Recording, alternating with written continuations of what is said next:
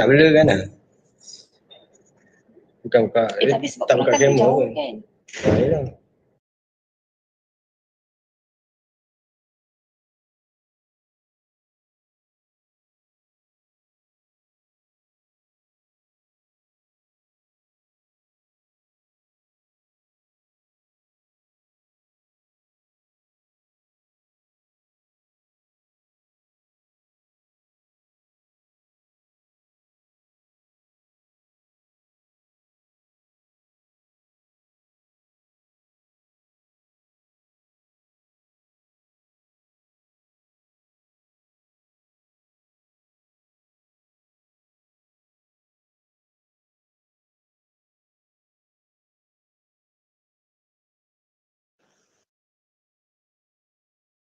You are muted.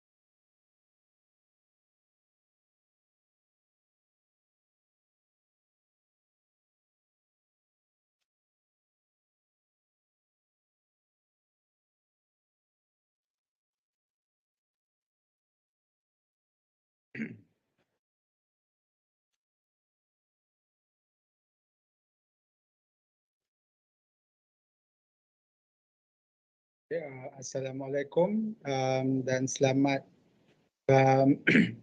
hari. Okey, jadi boleh dengar suara saya ke? Okey, alright. Boleh. Boleh. Yang hadir pada hari ini dan saya mengucapkan tahniah kepada semua peserta yang telah berjaya sampai ke peringkat ini.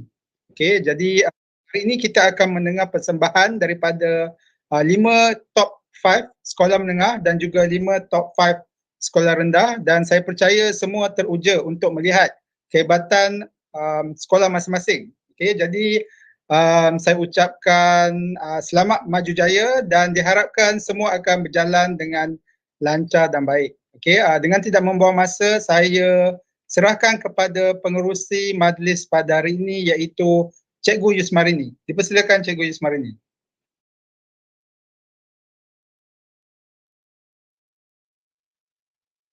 Suara Cikgu Yusmarini. Terima kasih diucapkan kepada Dr. Ali. Okay, Assalamualaikum dan salam sejahtera kepada semua. Okay. Bertemu kita pada hari ini untuk mengikuti sesi YouTube Live untuk peserta yang akan membentangkan hasil produk bagi finalis 5 sekolah menengah dan juga 5 sekolah rendah. Saya ucapkan selamat datang juga kepada semua panel hakim kita, semua guru-guru dan juga peserta. Sebelum itu, kita akan memperkenalkan hakim yang akan bersama-sama pada hari ini untuk juri sekolah menengah. Saya persilakan.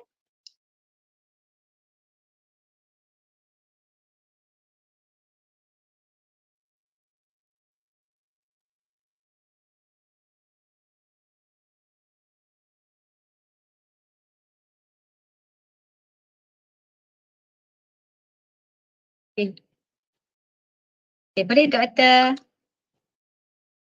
Boleh Doktor on camera?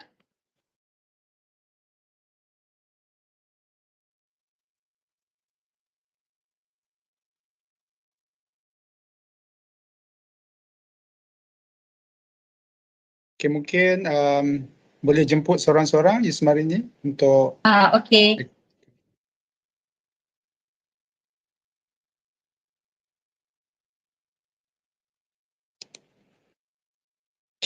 jadi Silakan. suara tak dengar, tadi internet terputus. Boleh ulang sekali lagi Ismail ini? Okey, kita persilakan Profesor Madya Dr. Fauzia untuk memperkenalkan diri. Okey, testing boleh dengar? Ya, boleh Doktor.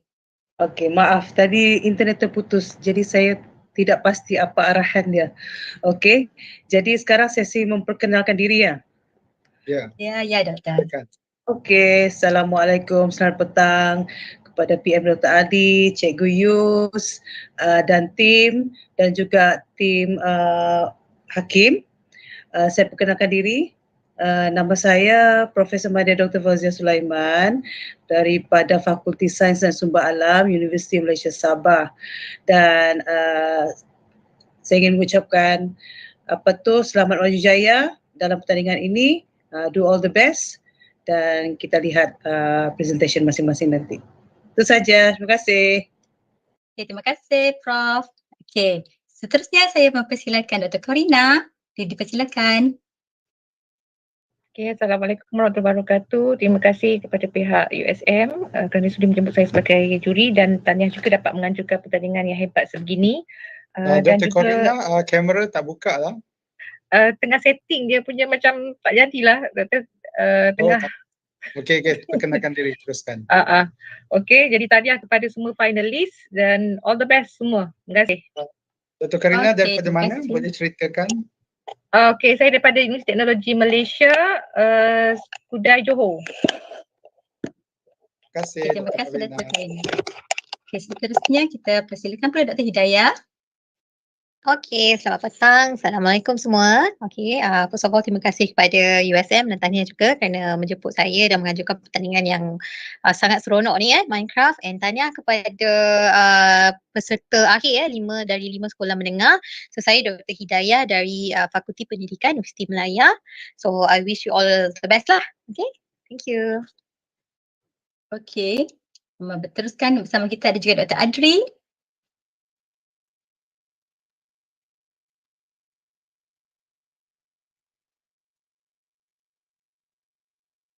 Dr. Adri mute.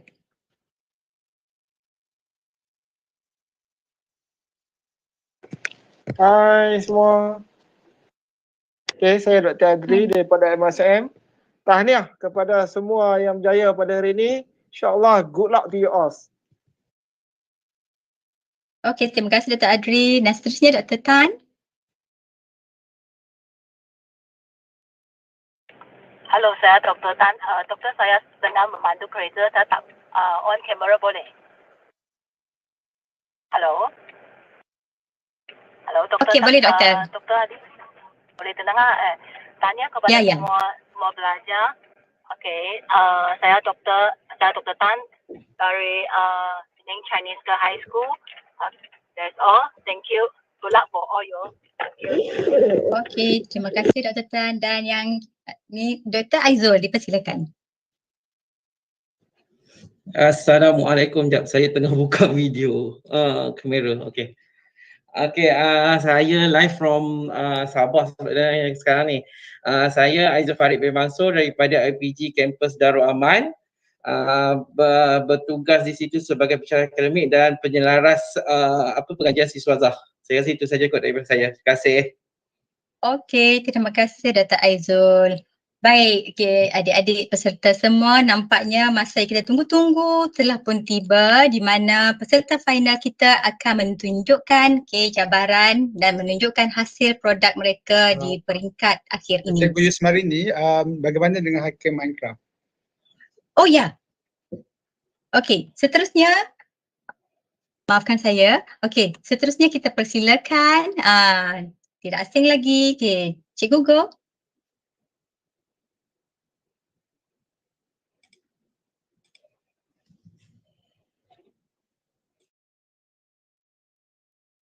Oh, line internet Cikgu Go ni. Okey, tak apa, kita teruskan dulu dengan Cikgu Muhammad Alif.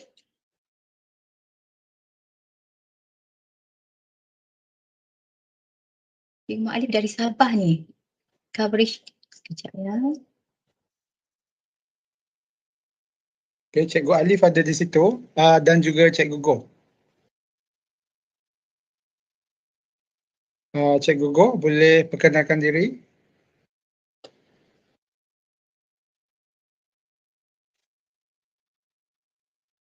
Dan Cikgu Alif. Cikgu Alif ada tak?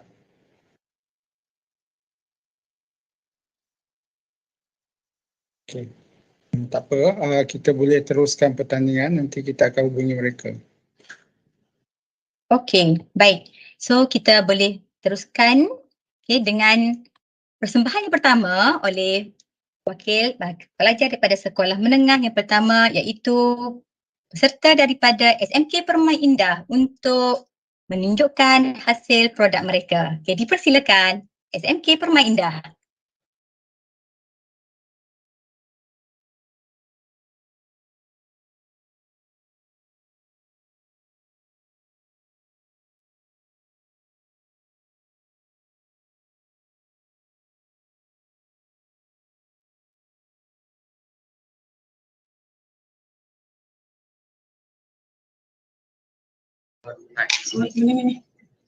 Ni.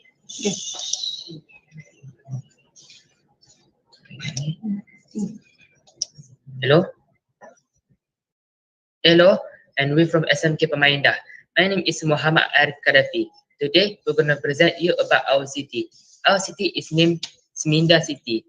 Our city is based on 6 factors, that is clean energy, efficient buildings, efficient transportation, urban agriculture, sharing spaces, and nature-based solutions. Without further ado, let's jump into the city.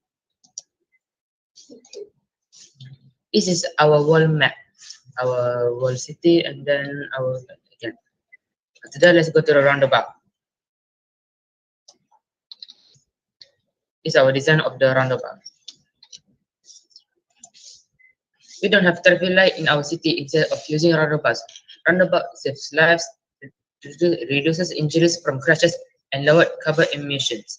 Modern roundabouts are the most sustainable and resilient intersections around, said by Ken Sides, chairman of the roundabout committee at the Institute of Transportation Engineers.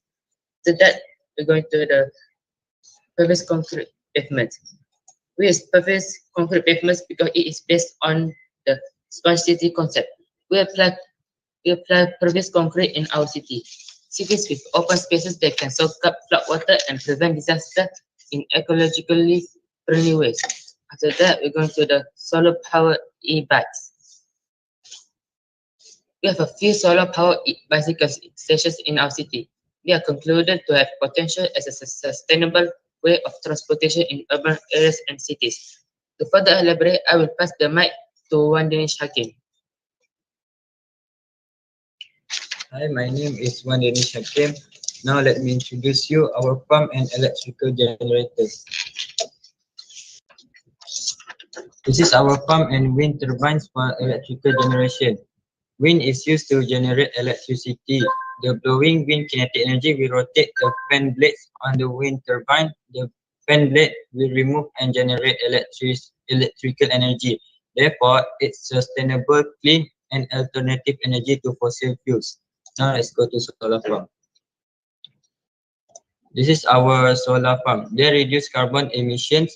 Solar farm create clean energy that doesn't harm the environment. The land where solar farms are constructed can provide a better habitat for animals and plants.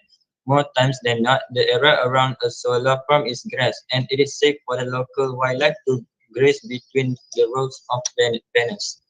Now I will pass the next presentation to my friend Jingwen. Hi everyone, my name is Jingwen. Now let me introduce this recycle center in our Semindo city. In organic city, we have built up a smaller waste incinerator. It is a kind of waste treatment method. The inorganic waste will be burned in the smallest waste incinerator. Then the smoke will be collected and condensed into a liquid at low temperature and pressures. At last, the condensed liquid can be used for insecticide. In our organic center, we have built up a gas reactor. It is an YouTube tu hanya untuk orang yang bukan pemain. It is an anaerobic treatment technology that produces digested slurry that can be used as a fertilizer and biogas that can be used for energy. The organic waste will undergo fermentation process in the water. Then methane gas will be gathered and flowed to the next tank. The methane gas can be collected and used as incinerator fuel. To the future elaboration, I will pass to my friend Hakim Skandar. Hi, my name is Hakim Skandar. Now let me introduce our anaerobic filter.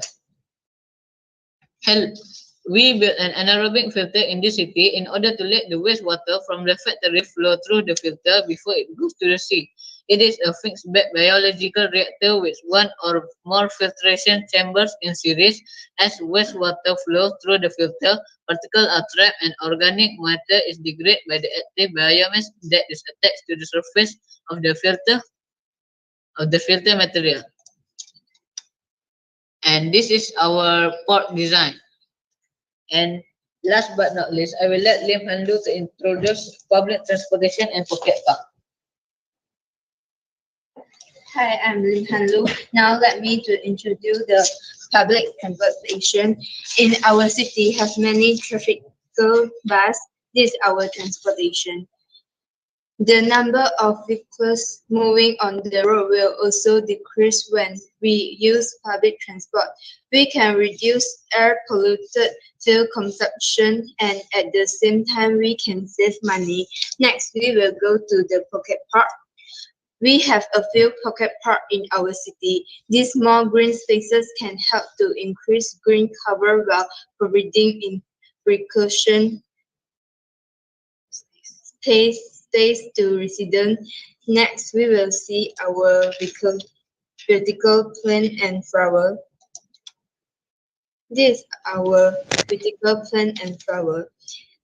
We have vertical plant and flower for most of the building. Besides that, we have solar panels on top of the building in our city. Next, we will see the night scene in our city.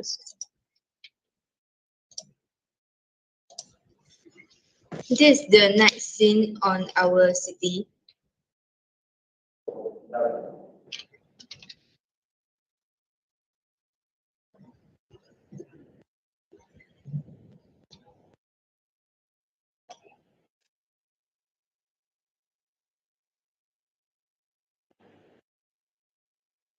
Cikgu.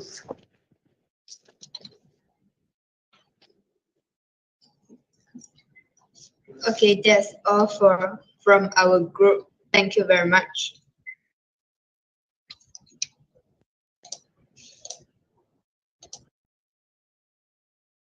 Okey, terima kasih adik-adik daripada persembahan SMK Permai Indah. Okey, seterusnya kita teruskan dengan sesi soal jawab oleh, jadi persilakan Prof. Mak Dr. Fauziah untuk memberikan soalan.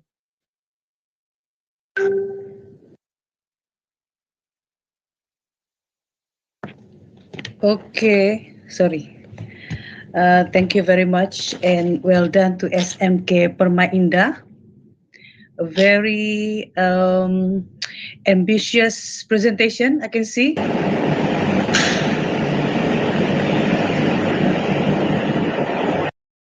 Sorry, I heard background noise at the back. Okay, anyway, I can see from your Semindah City structure, you built more than, I think from my counting, almost 10 apa tu 10 what do you call that 10 development 10 things that you try to highlight in the Minecraft Semindah City. So you have Mr. Roundabout, Mr. Previous Concrete, solar power bicycles, electrical engineer. So my first questions, what representing engineering design process in Minecraft in your Semindah City? What representing engineering design process in Minecraft? So can any one of you respond? Maybe you can take one example of your construction here. Maybe solar power bicycle. Can you story a bit about the engineer process that involved in this solar power bicycle?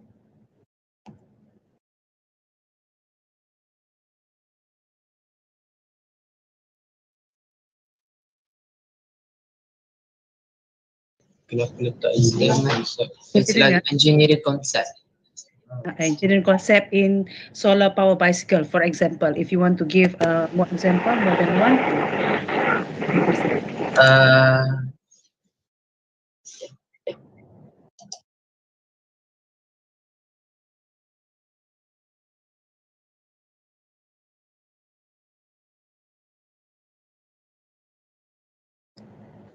We use the engineering concept in our solar bicycle, like when we want to use the bicycle, we need electric, so we put a solar panel on top of the bicycle. So when you want to use the bicycle, they just put under the sun, and then the sun will give sunlight, and then it will generate an electricity for the bicycle, and then we can use the bicycle.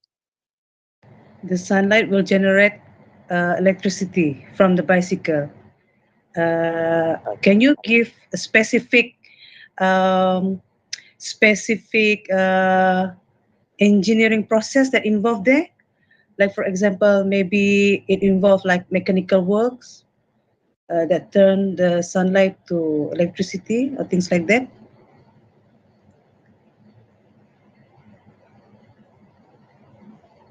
Boleh?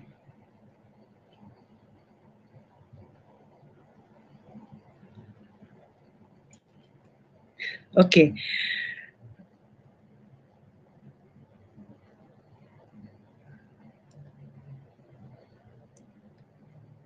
Okay. Boleh respon. Engineering process yang berlaku pada solar power bicycle. It's like mechanical kinetic. Mechanical kinetic. Okay. Alright. Mungkin Dr. Cikgu Yus, saya boleh tambah satu soalan lagi. Berapa soalan sebenarnya kami boleh tanya? Sorry. Satu soalan, dua soalan? Cikgu Yus? Satu saja soalan. Satu saja. Okay, alright. Okay. Okay, Tahniah SMK Permaindah. Okay. That's all from me. Thank you very much. Okey, terima kasih Prof. Mada Dr. Fauzia. Okey, seterusnya kita akan meneruskan persembahan oleh peserta yang berikutnya daripada Sekolah Menengah Kebangsaan Agama Sultan Azlan Shah. Okey, dipersilakan.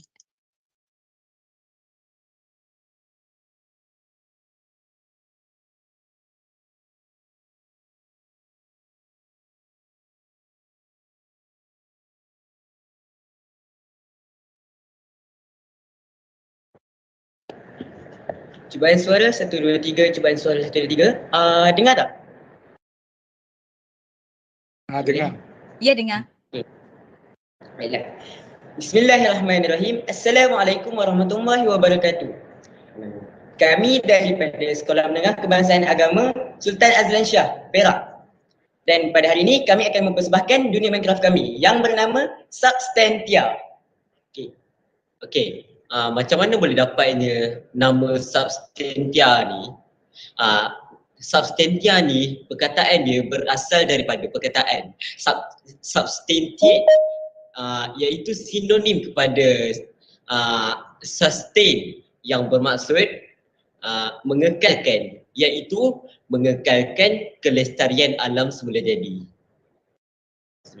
Seterusnya, baiklah, seperti anda lihat, di sini merupakan pusat bandar yang telah kami bina. Pusat bandar ni, setiap bandar pasti akan mempunyai pusat bandar yang tersendiri. Pusat bandar kami ni lebih istimewa kerana seperti anda lihat, banyak pokok-pokok hijau dan tanaman-tanaman yang ditanam di sekeliling bandar, yang bermaksud kami mengamalkan gaya hidup hijau. Seterusnya. Baiklah. Di dalam setiap tempat yang akan kita pergi selepas ini, kami ada letak pemandu pelancong di setiap kawasan nanti. Baiklah.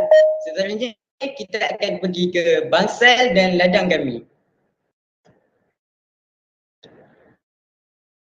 Ladang kami ini merupakan pusat sumber utama makanan kepada bandar Substantia.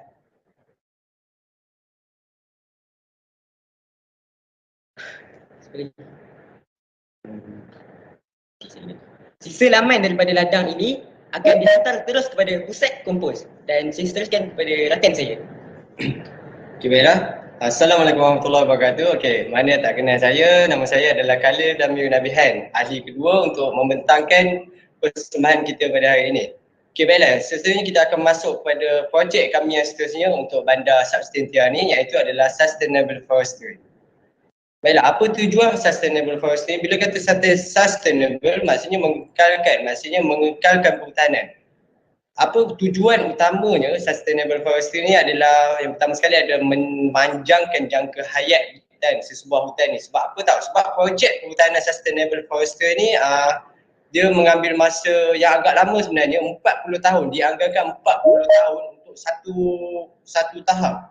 Masa tahap ni dekat situ, okey, tahap pertama akan ada satu kawasan dekat situ, kawasan dekat hutan ni, seperti mana yang korang nampak dekat presentation ni, satu kawasan tu pokok akan ditanam.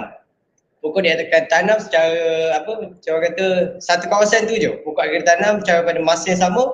Lepas tu dalam masa 40 tahun nanti kita akan tunggu dia besar, and bila dah besar semua pokok tu akan ditebang. Setiap hektar yang benda ni dia dah dirancang. So dia tak akan jadi masalah lah nanti sebab memang dah dirancang, and insya-Allah dia tak efek apa-apa, and benda ni dia itulah kata jangka masa yang panjang. So apa kelebihan dia adalah insya-Allah generasi seterusnya pun akan mendapat merasa pokok-pokok hutan ni. Sebab itulah kata tadi, sebab itulah jangka masa yang panjang. Okey, baiklah. Seterusnya, selain daripada Sustainable Forestry ni, kami ada membuat sebuah binaan, iaitu windmill, kincir angin. So dekat kincir angin ni apa guna dia? Seperti mana yang kita tahulah, ini adalah salah satu sumber kuasa utama yang kita bandar Substantia ni produce yang dapat secara orang kata mesra alam lah. Kan kita dah kata yang penting kita kena melestarikan alam sekitar. Oleh itu kita akan perlukan menggunakan tenaga-tenaga yang sebeginilah yang mesra alam yang boleh diperbaharui. Oleh itu seperti mana yang kita nampak kat sini, windmill ni berfungsi sebagai alat jana kuasa kepada bandar Substantia ni. Itu saja daripada saya, insya-Allah. Okey. Baiklah, seterusnya facility compose. Facility compose berfungsi sebagai penukar kepada sisa laman daripada rumah-rumah dan ladang kepada baja kompos. Baja kompos adalah salah satu cara yang baik untuk kita menyuburkan tanah tanpa kita menggunakan apa-apa bahan kimia yang berbahaya yang akan mencemarkan alam sekitar. Seterusnya,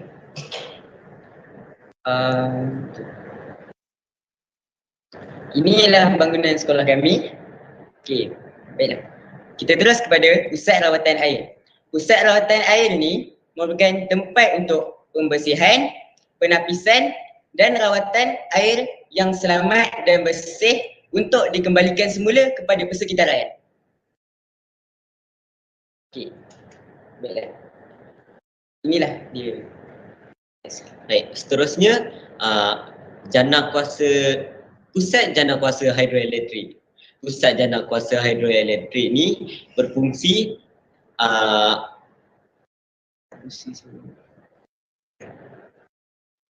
untuk menjana kuasa tenaga daripada tenaga mekanikal kepada tenaga elektrik dengan memutarkan turbin di dalamnya dengan air yang mengalir laju melalui empangan akan memutarkan turbin di dalamnya, menyebabkan terhasilnya tenaga mekanikal ataupun tenaga kinetik dan menukarkannya kepada tenaga elektrik. Dan seterusnya pula solar field. Solar field menjana tenaga daripada sinar matahari, iaitu sinar yang datang dari matahari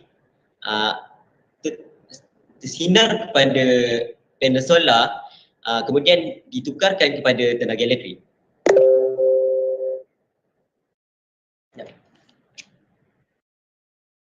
Okay, baiklah, seterusnya adalah harapnya lah binaan yang terakhir dalam persembahan kami pada petang ini, iaitu namanya adalah, saya sebut vertical forest lah. Saya rasa semua faham bila saya kata vertical forest. Hutan tegak lah orang Melayu kata. Baiklah, kenapa vertical forest ni penting? Kalau kau perasan, vertical forest ni dia macam mana dia punya teknik pembangunan dia. Dia adalah, nampak dekat situ, tolong cameraman nak tengok vertical forest tu secara penuh daripada atas. Kita nak tengok pandangan atas. Kita nampak vertical forest ni adalah macam hutan, ada satu bangunan, lepas tu kat sekeliling dia tu adalah pokok-pokok tau.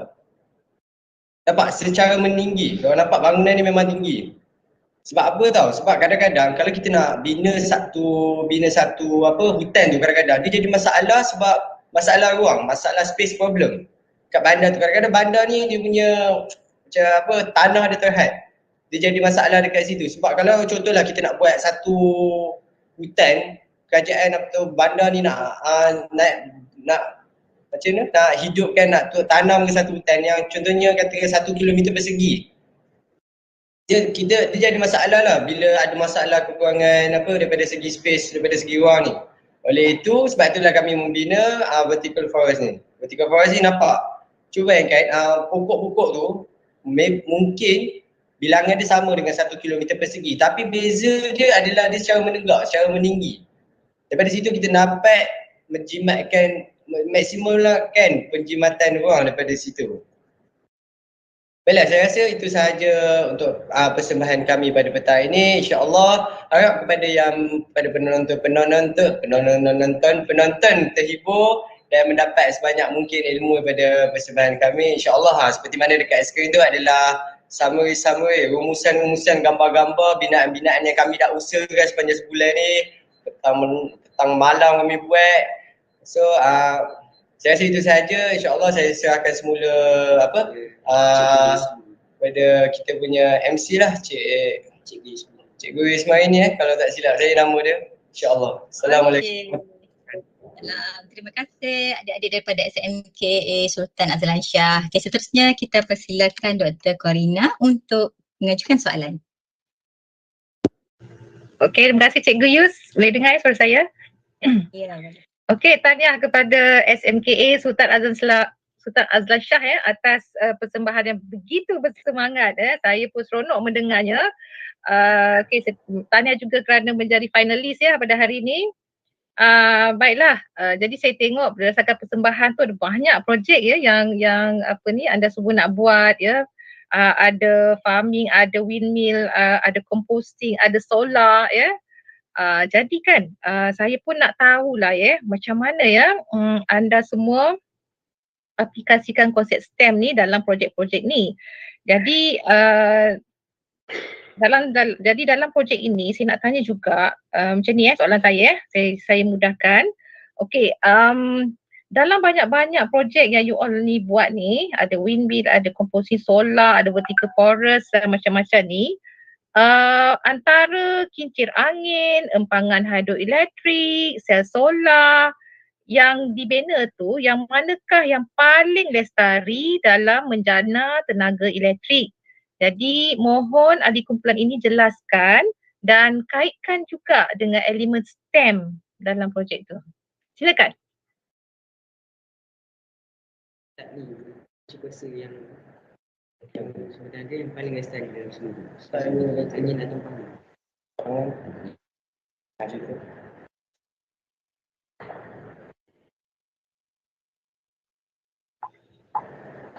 Tak tunggu sebentar.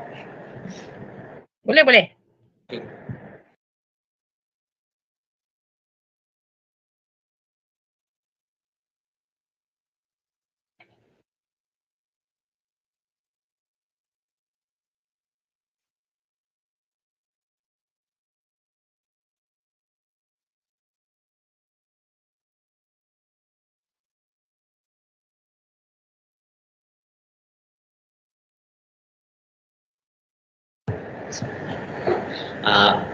Pada pendapat saya,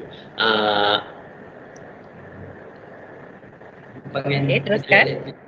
Dan hidroelektrik ialah jawapannya yang paling lestari bagi saya, kerana empangan hidroelektrik ni dia sesuai dengan persekitaran, kerana bandar tersebut dekat dengan sungai dan laut. Jadi sesuai untuk diadakan empangan tersebut, dan empangan tersebut akan memberi manfaat kepada penduduk. Itu saya. Okey. Ahli kumpulan lain nak tambah ke? Puas hati dengan jawapan tu? Sekejap. Okey, empangan hidroelektrik ni dia selain daripada apa orang kata macam yelah yang dia kata tadi macam sumber tenaga yang hijau. Selain tu dia kadang-kadang orang terfikir, saya takut orang terfikir kalau orang nak buat dekat kata bukan ke kos dia tinggi sangat. Kadang-kadang saya takut ada persoalan tu terfikir, bukan ke kos yang tinggi sangat. Dia memang benda ni sebenarnya kalau kau perasan teknologi hijau ni, solar, kincir angin, memang kos dia sangat tinggi. Tapi saya rasa benda ni sangat berbaloi kalau kita dapat memang kerajaan membelanjakan sejumlah wang demi projek yang sebegini. Saya rasa itu adalah salah satu perkara yang amat membantu dan sangat berbaloi, sangat membantu kepada rakyat. Ialah sebab orang kata bila kata teknologi hijau ni memanglah sesuatu yang perlu ditekankan. Dan tak salah, memang kita tahu teknologi hijau ni memang kos dia tinggi. Tapi ini sesuatu yang government perlu invest. Faham tak? Government perlu invest dekat kat teknologi hijau ni lah, sebab orang kata baik dia lagi banyak pada buruk dia. Boleh kata macam tu. Itu je yang saya nak tambah. InsyaAllah. Alright, okey. Terima kasih. Kembali kepada Cikgu Yus. Okey, terima kasih Dr. Karina dan adik-adik semua. Okey, sebelum kita meneruskan kepada persembahan seterusnya, saya mempersilakan Cikgu Go, Hakim Minecraft kita untuk memperkenalkan diri. Okey, terima kasih Cikgu Yus. Tahniah kepada semua finalis. Nama saya Cikgu Go. Okey, Hakim Minecraft, salah satu Hakim Minecraft pada hari ini. Tahniah. Untuk yang persembahan pertama dan kedua memang terkejut dan memang cantik, memang sangat-sangat cantik. Memang menyusahkan, macam mana kata, memeningkan saya nak bagi markah. Tapi tahniah bagi semua yang ada di sini, teruskan usaha. Okey. So itu saja daripada saya. Nanti saya akan ulas sedikit tentang semua punya binaan Minecraft. Okey, saya kembali kepada Cikgu Yus. Terima kasih Cikgu Terima Yus. kasih. Terima kasih Cikgu Go. Okey, dan kita berkenalan dengan hakim masyarakat kita yang kedua, Cikgu Muhammad Alif. Dipersilakan Cikgu Alif. Boleh dengar suara? Ya, okey. Assalamualaikum dan selamat petang semua. Yalah, pada semua pada hari ini. Nama saya Cikgu Alif, saya dari Bandar Sabah lah. Jadi setelah 2 pembentangan dari itu, saya sangat teruja dan looking forward dengan kumpulan-kumpulan yang lain lah. Okay, all the best semua. Okey. Terima kasih Cikgu Alif. Okey, seterusnya kita akan meneruskan sesi pembentangan live yang ketiga.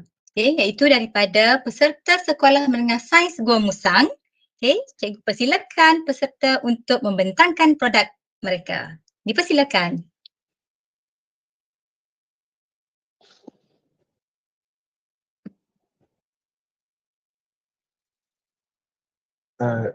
Tes cubaan suara. Jelas ke? Ya, jelas.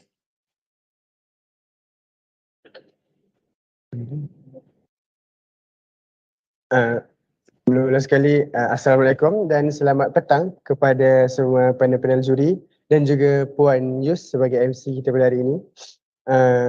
Jadi nama diberi Muhammad Fitri Mifzal bin Muhammad Ifan sebagai pembentang daripada Sekolah Menengah Sains Gua Musang yang akan membentangkan mengenai pembinaan Bandar Lestari kami.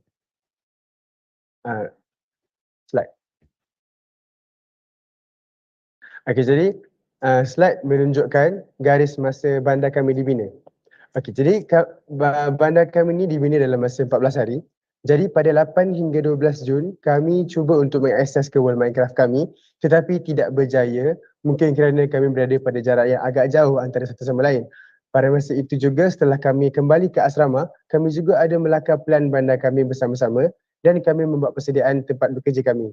13 Jun hingga 17 Jun, kami sekumpulan mula membina bandar kami yang telah dibahagikan mengikut sektor masing-masing. Pada 18 hingga 22 Jun pula, di mana minggu terakhir kami menyiapkan beberapa bangunan yang belum siap dan menambah baik binaan kami, terutama rumah-rumah di bandar kami. Jadi saya akan memula dengan hati bandar kami, iaitu Taman Rekreasi. Taman rekreasi ini membekalkan oksigen kepada seluruh bandar supaya dapat menjamin kesihatan penduduk. Oksigen memberikan sel tubuh badan kita tenaga untuk melakukan kerja seharian di rumah maupun di tempat kerja. Sebenarnya, kesan rumah hijau yang berlaku secara semula jadi di bumi amat penting untuk menyokong kehidupan. Namun, aktiviti manusia, terutamanya pembakaran bahan api fosil dan penebangan hutan secara berleluasa telah meningkatkan kesan rumah hijau dan menyebabkan pemanasan global. Tuan-tuan dan puan-puan sekalian, pada hari ini saya hanya mempunyai 5 sektor sahaja untuk dibentangkan. Izinkan saya untuk bermula. Sektor pertama adalah sektor tenaga. Kami membina sebuah panel solar di mana panel solar ini merupakan salah satu sumber tenaga elektrik utama yang disalurkan ke seluruh kawasan. Bukan itu sahaja, matahari merupakan sumber tenaga yang boleh diperbaharui dan bermaksud kami mempunyai sumber tenaga yang tidak terhad. Di bandar kami mempunyai sebanyak 1,700 buah panel solar di mana 1,600 buah panel solar berada di stesen panel solar manakala 100 buah lagi berada berdekatan di laluan menuju ke lapangan terbang. Setiap rumah di bandar kami dilengkapi dengan panel solar yang bermaksud bandar kami ini mengutamakan panel solar sebagai sumber tenaga elektrik kami. Selain itu, stesen jana kuasa hidroelektrik.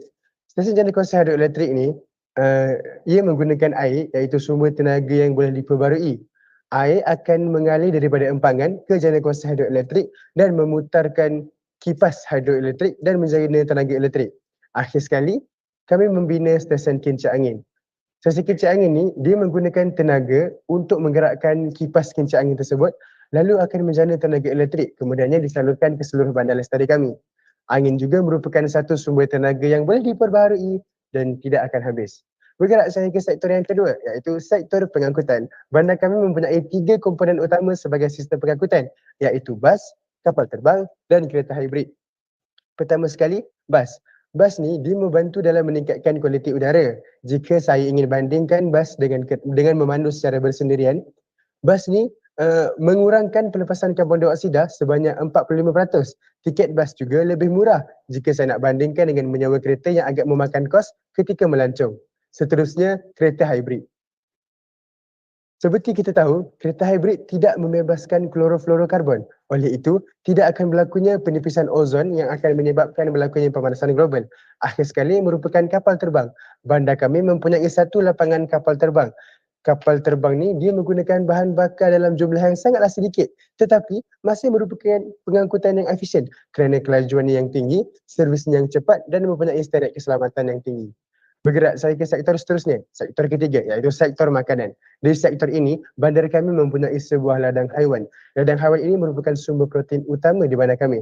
Terdapat pelbagai jenis haiwan di ladang kami, antaranya ayam dan lembu. Haiwan tersebut dijaga dengan rapi di ladang kami untuk mengekalkan kesihatan penduduk. Seterusnya, sawah padi. Sawah padi yang ada di bandar kami ini membekalkan sumber karbohidrat kepada bandar, bukan kepada penduduk sahaja, malah itu juga makanan itu juga boleh mengekalkan makanan kepada haiwan-haiwan di bandar kami. Untuk sektor yang seterusnya adalah sektor rawatan. Di bandar kami terdapat pusat rawatan air di mana air dari seluruh bandar dihantar ke sini untuk dirawat. Air ini melalui beberapa proses yang rapi untuk memastikan kualitinya berada dalam keadaan yang terbaik. Proses-proses itu adalah proses pengudaraan, penggentelan dan penggumpalan, pemendapan, penapisan, pengklorinan, proses disinfeksi dan pembetulan pH dan pemfluoridaan. Seterusnya, tempat pelupusan sampah.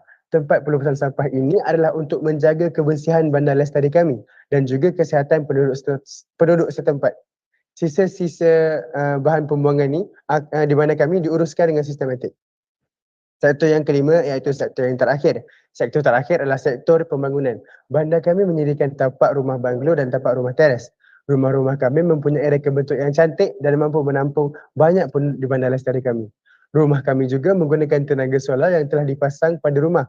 Sekolah juga ada disediakan di bandar kami kerana mendidik pelajar tentang pentingnya kebersihan alam sekitar ini adalah antara inisiatif yang patut kita ambil. Di jalan raya kami juga menggunakan panel solar yang dicas pada waktu siang dan akan digunakan berkalang yang dicas tadi pada waktu malam untuk menyinari jalan-jalan malam yang gelap.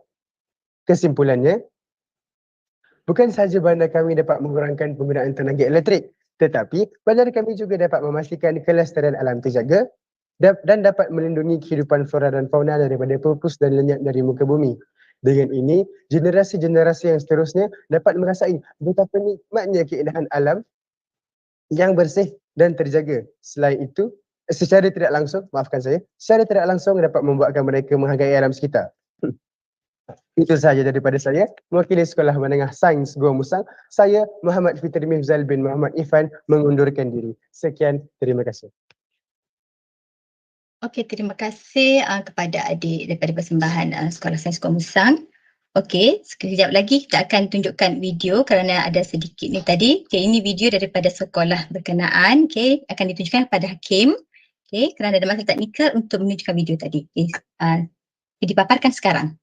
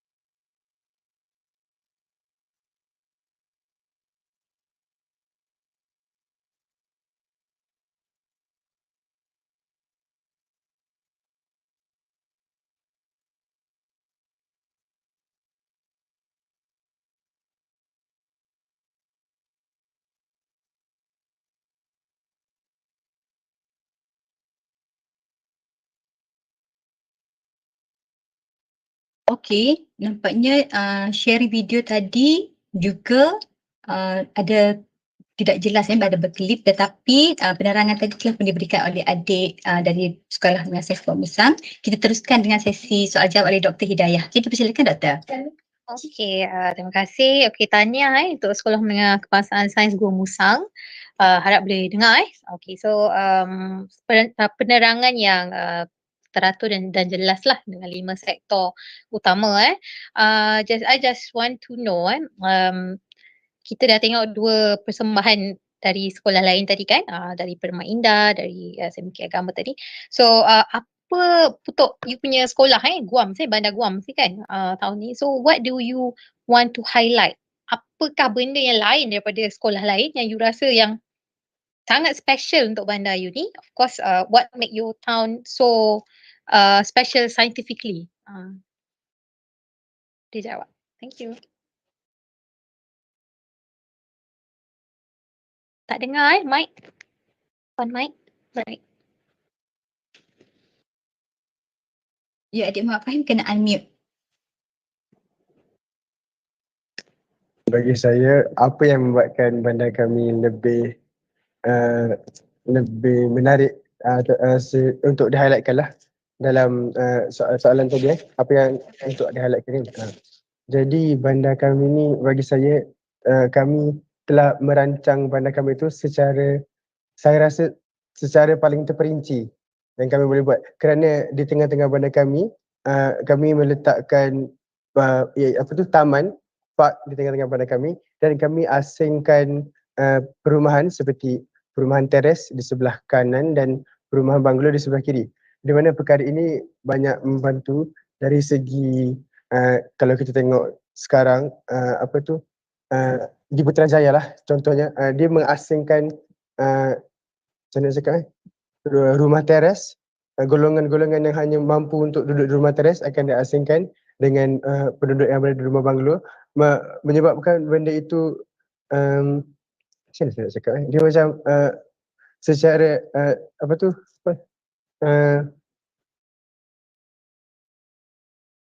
dia strategik tak ayat dia strategik membuatkan benda tu strategik.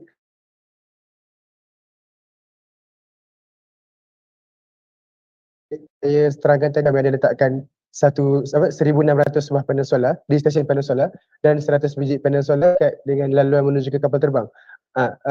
Function kami letak 100 panel solar dekat laluan menuju kapal terbang tu sebenarnya panel solar kami banyak memberi sumber tenaga elektrik kepada gas station tempat pengecas elektrik kereta hybrid kami kerana jarak nak ke lapangan terbang tu agak jauh. Jadi kami meletakkan 2 gas station di situ supaya dan juga panel solar supaya panel solar tu dah dapat memberikan tenaga elektrik yang cukup lah untuk kami punya gas station. Alright, okay. So thank you. Okey, terima kasih Dr. Hidayah dan adik. Okey, adik peserta kita. Okey, seterusnya kita ke persembahan yang keempat daripada SMK Bukit Jambul. Okey, dipersilakan. Can everyone hear me? Yes. Thank you, MC. A very good day to everyone. I'm Lim Yong Han from SMK Bukit Jambul, Penang, which is the leader from Group SMK Bukit Jambul Minecraft Challenge 2022. Today, we are very delighted to show you a video of our Minecraft project, namely Bandar Lestari Futuristic. Hope you all enjoy our video.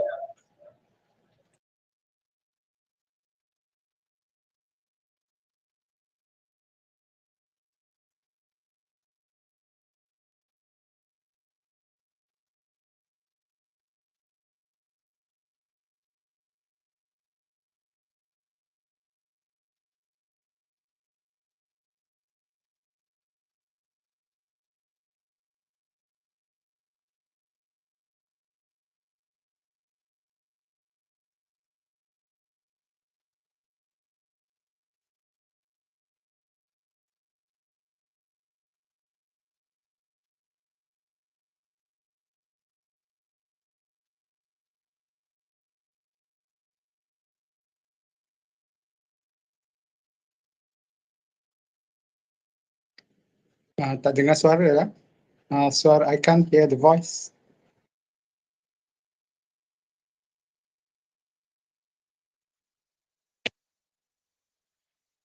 Okay. Something. Can you hear us?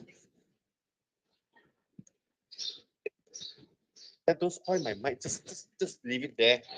Next. Twin Tower Pavilion. It can save space because the trees are planted vertically.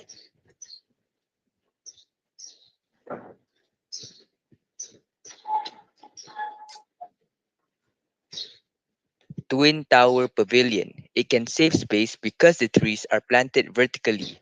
This building is more stable because it combines two structures.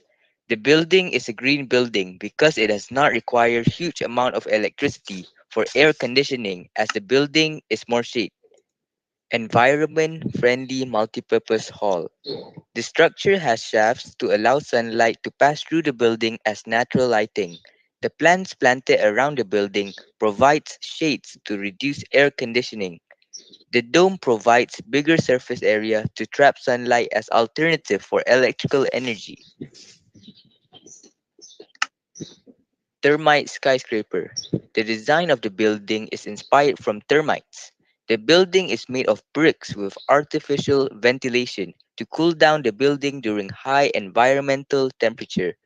The materials of the building consist of high thermal mass, which the building can absorb a lot of heat without changing the temperature. Gigantic solar cell farm. The structure is in an open space area to maximize the collection of solar energy.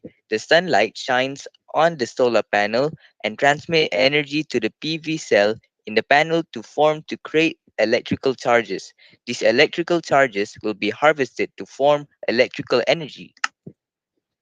Giant wind turbines. The wind turbine system is built in an open place with high wind velocity. The wind will spin the turbine to form kinetic energy that will rotate the dynamo. The dynamo will assert electrical energy supply. Every rotor with a diameter of 165-meter wind turbine gets produced up to 8 megawatts of electricity. Anti-gravitational car. The car is designed to defy gravitational force by hanging to the aerial track. The aerial track consists of high magnetic force to attract and move the car from one point to another.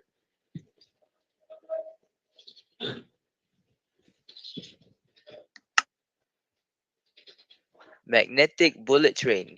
The train uses magnetic levitation, maglev principle to move.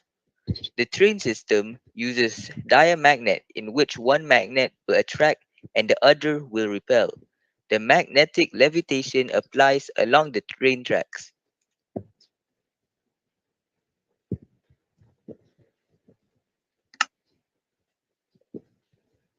The Gherkin biomimicry building. The structure of the building is aerodynamic because it reduces air resistance. The building is made of materials that is efficient in heat convection. The building has passive solar heating for winter. Compact farm. The design of the building compress plantation to save space. The design is built in layers to accommodate the maximum plantation. The design of the building is eco-friendly for 7 agricultural practices, which include soil preparation, weeding, irrigation, storage, harvesting, sowing, and manuring. The pseudo aqua bee farm is modified to promote the mixing of honey and salt as this mixture is very good for health. The concept of building this bee farm applies evaporation to harvest salt from the seawater. During the evaporation, the seawater will be evaporated and trapped by the aluminium structure of the building to produce crystal salt. Artificial turtle sanctuary. The structure of the building is dome-shaped to maximize the absorption of sunlight. The prime material to build the dome is from modified glass that favors to warm the internal environment of the dome. The warm internal environment of the dome will facilitate the hatch of the turtle eggs. Tidal Dependent Research Hub is designed with titanium alloy framework to withstand any underwater earthquake. The design is consisting of longitudinal shape to distribute force to travel through them when seismic wave occurs. The building design consists of shear wall and moment resisting frame to minimize the effect of seismic activity. And these are the turbines that convert tidal energy to electrical energy.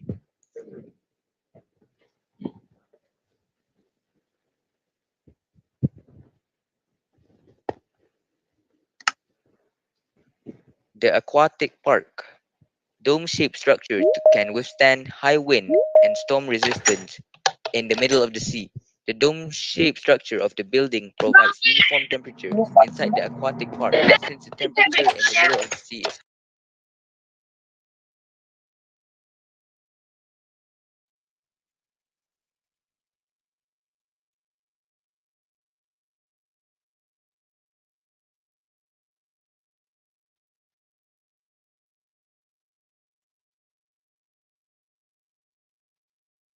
Contoh.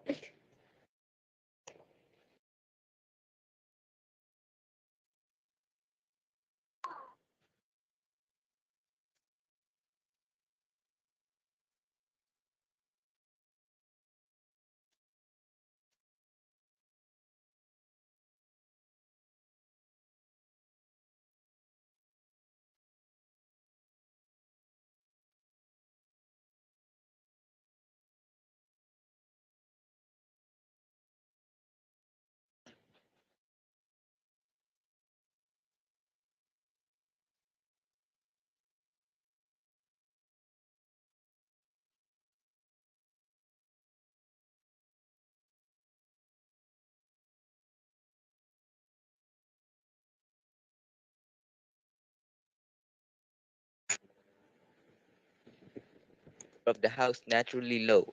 The house is designed Ada ni. See?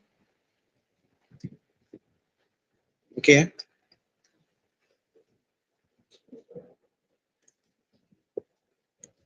to blend with the natural surrounding to represent the concept of camouflage. Solid wood walls represent excellent heat insulation and provide a pleasant and healthy living environment. In conclusion, we have designed our sustainable city using the STEM approach.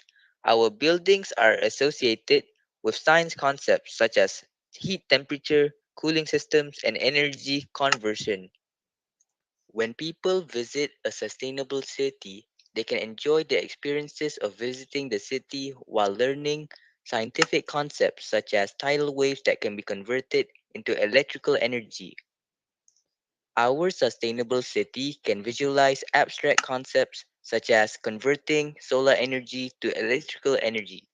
The size of our buildings is varied, representing the actual structure of the dynamic and futuristic eco-friendly city.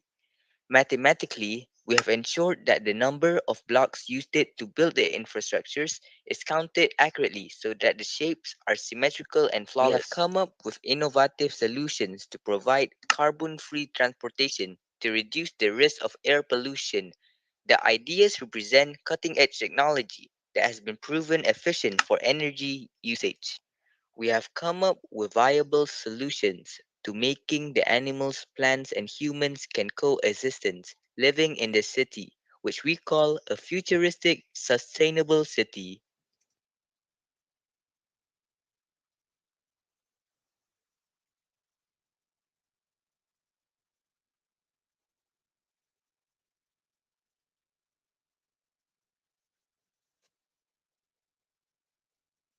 Okey. Sudah selesai persembahan daripada Sekolah SMK Bukit Jambul. Okey, seterusnya kita menjemput Dr. Corina untuk bertanyakan soalan kepada peserta. Silakan. Okay, boleh dengar ya? Alright, terima kasih Cikgu Yus. Alright, congrats SMK Bukit Jambul. I can see that your Minecraft project is very high tech and advanced. innovative, futuristic ideas. Yeah, very nice.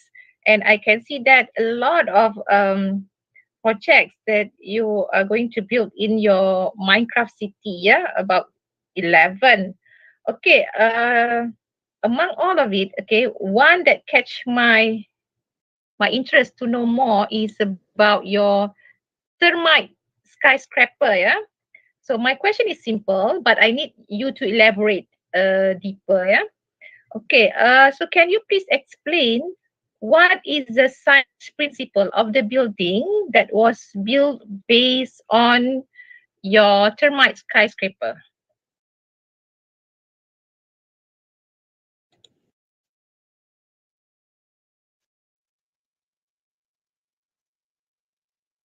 Hmm.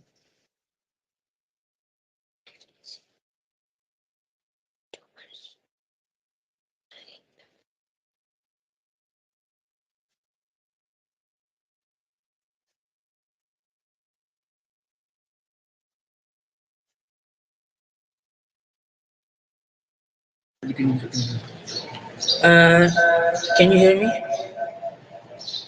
Yes. Thank you, judges. The design is made of brick with artificial ventilation to cool down the building during high environmental temperature. The materials of building consist of high thermal mass, which the building can absorb a lot of heat without charging the temperature.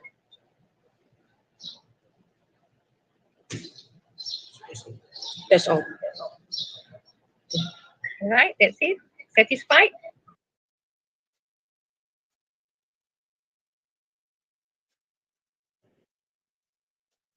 Okay. So Okay, kita ucapkan terima kasih ya back to you, kepada Cik Yus. Dr. Right. Ya, Cikgu Dr. Karina dan juga peserta dari SMK Bukit Jambul.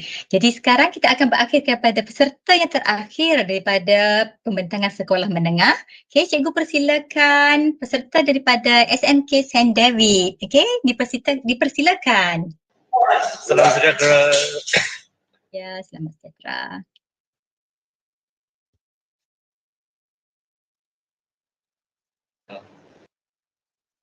Boleh dengar dengan jelas tak? Ya, dengar jelas. Okay. Sekarang saya akan present screen.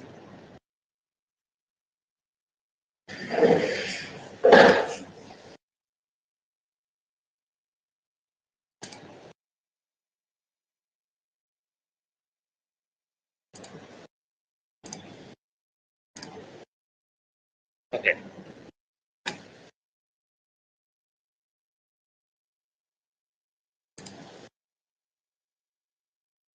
Slide kita boleh nampak tak?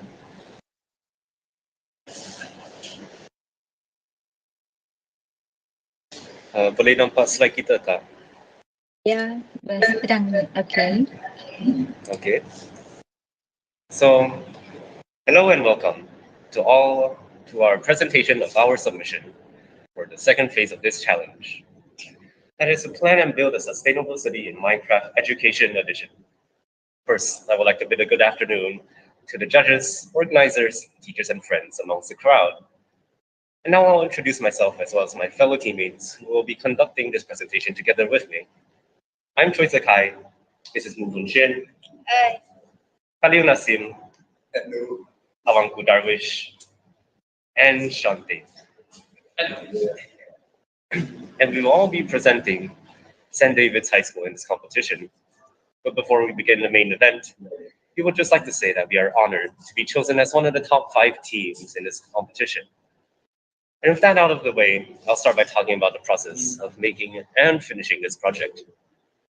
As you all know, this was a group project, hence teamwork was the driving force behind all of it. And we used many software applications to collaborate, such as Google Docs, Discord, Telegram, and Google Meet, and etc. And in this generation, we are lucky to have these convenient programs used for planning and discussing all matters regarding the project. So the work was carried out in multiple phases, and after a brief brainstorming phase, consisting of 2 days of research on the topic, planning phase ensued. And as you can see from the slides, we made a full draft of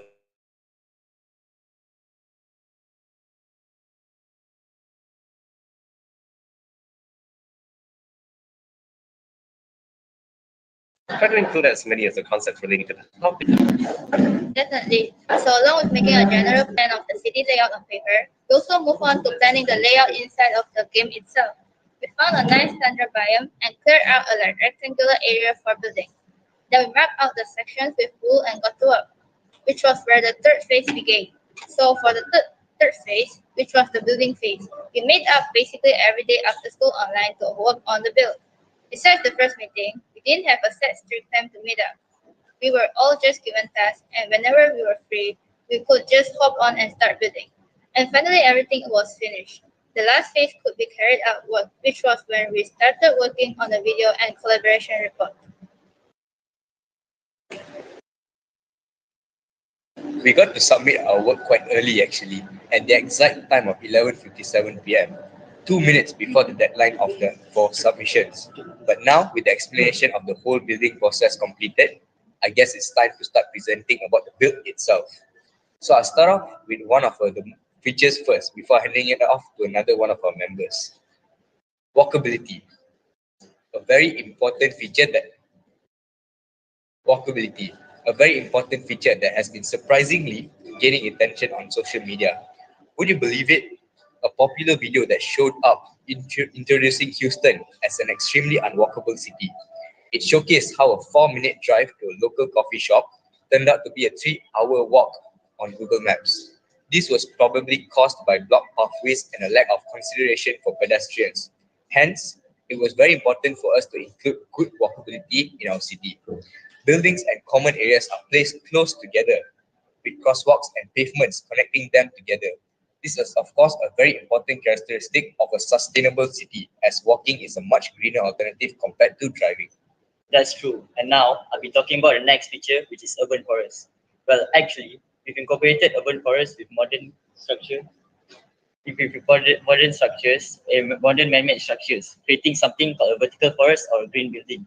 Trees and greenery are planted all around the buildings to increase the amount of greenery in the city. This can not only save space but reduce the effect of phenomenon such as heat island, which is occurrence where urban areas with less greenery experience higher temperature. Next up is algae powered buildings, which have algae growing in the boxes on the outside of the buildings. The algae is the good producer of oxygen and uptaker of carbon dioxide. And besides that, the algae can actually be harvested and processed into high biogas. On top of that, the structures continuing on is an interesting concept, which is footfall harvesting. The pavement and walkway of certain parts of the cities are lined with special tiles that can collect energy from footfall and of pedestrians and convert into electrical energy. This energy can be used to power lights and illuminate fixed by walkways at night. An interesting concept indeed. Now I'll talk about the public transport of the city. Our city offers a bus service as well as a subway for the convenience of our citizens. The importance of public transport systems is to reduce the amount of vehicles that roam across the city, effectively reducing the carbon emissions massively. But if the people still choose to drive their own automobiles for obvious reasons, electric car charging stations have been placed around the city to encourage citizens to use electric cars. Besides that, bike rental stations have actually been placed near streets so that citizens can opt to travel around the city by bicycle if they so please. Bike lanes have also been included on the streets to make it easier for bikers to get around. Moving on, let's talk about the green energy farms that have been built. We decided to install wind turbines as well as solar panel farms to harness the wind and solar energy readily available to us most of the time. This energy is renewable and also does not pollute the environment, unlike other methods of generating energy. And this is our greenhouse. As a structure, it provides temperature and humidity control, as well as a glass covering that protects the plants from UV rays. Along with our livestock barn, these structures can provide a means of feeding the population of the city. Yes, besides food, quality and safety of the water supply to the city is just as important. In many places across the globe, they encounter problems such as hard water, or even just generally very dirty and infected water, which disables their ability to consume the water itself. Therefore, it is crucial that the water in the city is properly treated. And finishing off, is preparation of green spaces, which combines urban furniture, little Mother Nature, to provide citizens with a comfortable space to relax and spend some time. A couple of other features, such as the iconic Petronas Twin Towers, have also been built into the city by our lovely team members. But I don't quite have the time to introduce them all here. But for now, I'm going to pass it off to one of my other teammates to present our world itself.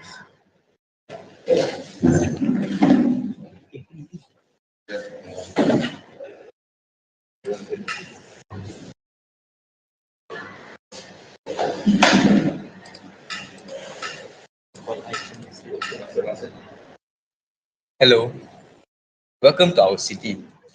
This is where the main area is. This is the garden of the whole city. We built this fountain and a few statues are here.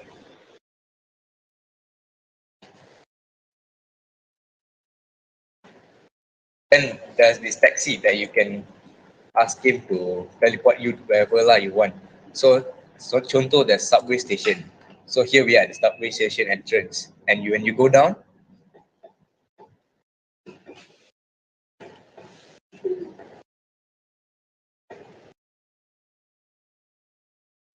this is the underground subway station.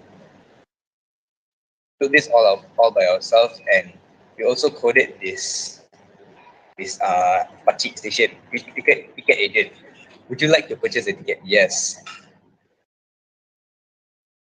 You can't see it, but it actually popped into its hotbar. Yeah. Yeah.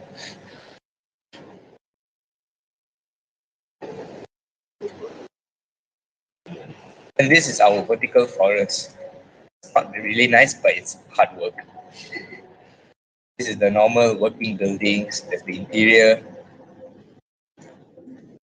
School. This is our iconic Twin Towers. This took a really long time to build, and it was really hard to build this.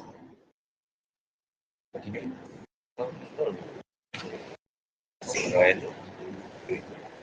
We also did an interior for the Twin Towers, which is this fountain, the entrance. And there's also this elevator where you can teleport up. So it's very interactive if you decide to join our world.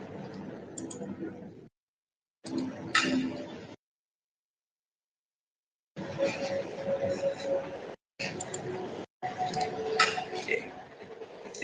Towers, and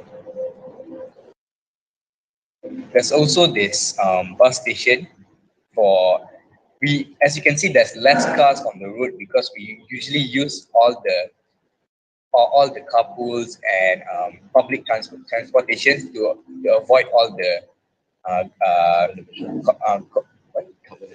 carbon emissions.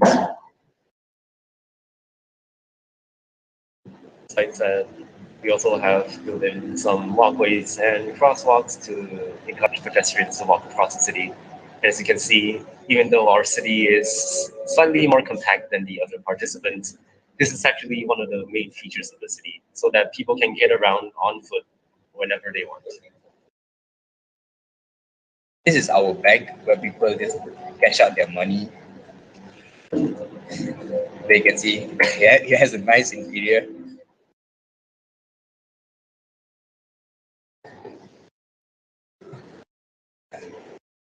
This is the housing area where there's these terrace houses.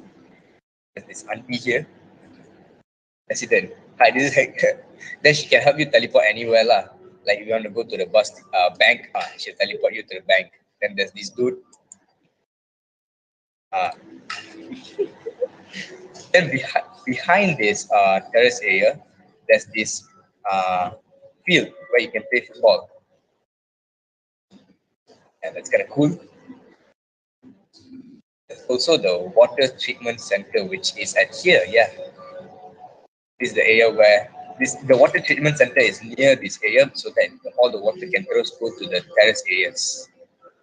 And greenhouse. This is where we get all our resources and stuff. This is the barn.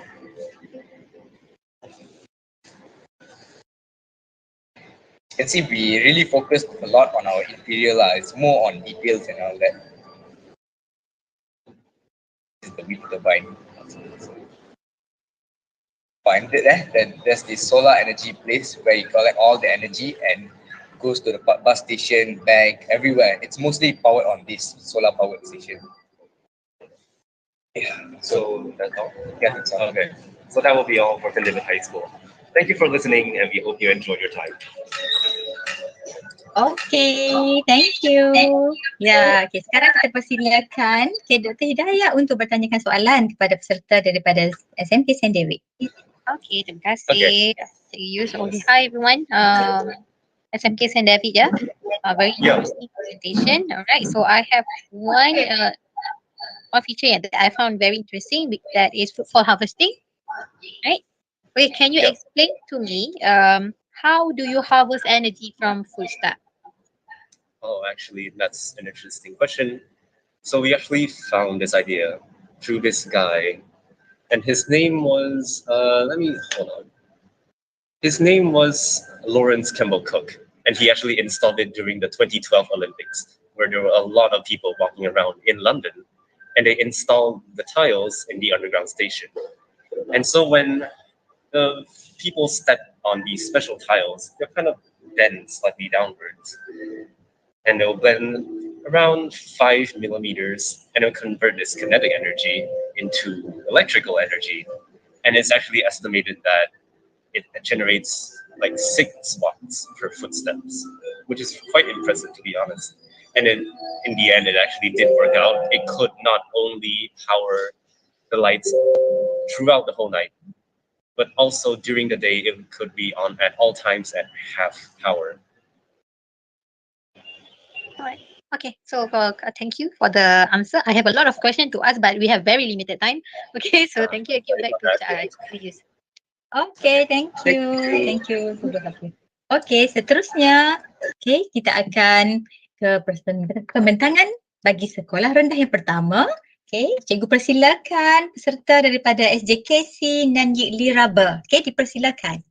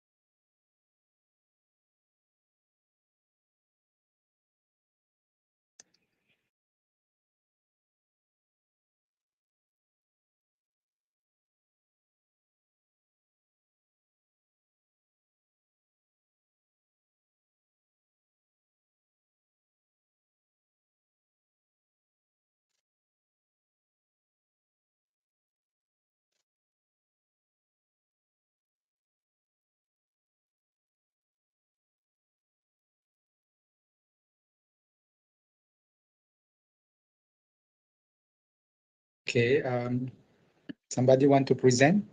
Ada yang siapa nak present ke?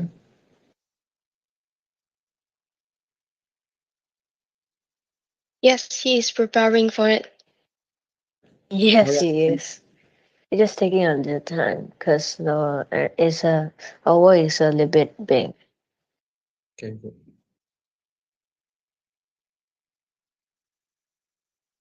Hi, my name is Li Kaizhe.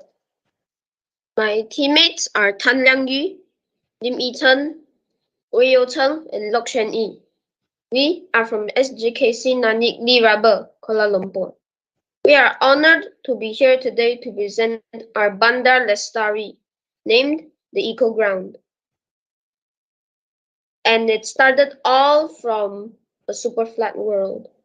We built this city because we are trying to create a green environment where people and nature can live together. Our city is centered on a big tree, which is the symbol of nature. From the center, the road extends to 4 main branches, which can connect all the buildings and facilities in our city. The four main elements that ensure our city functions properly are energy, food, living, and facilities, which will be explained by my teammates later.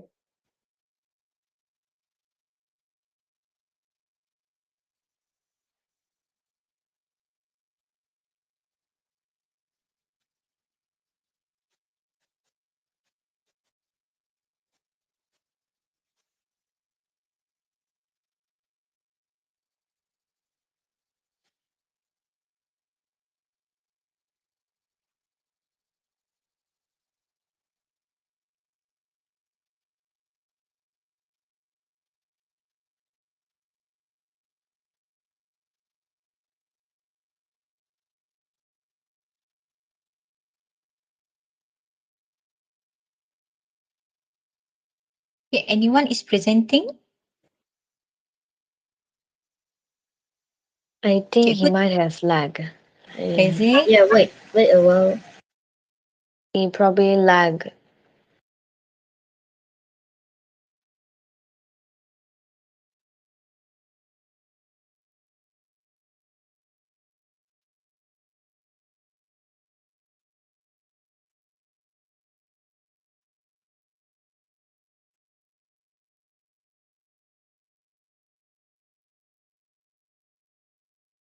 Okay, I think you can off your camera.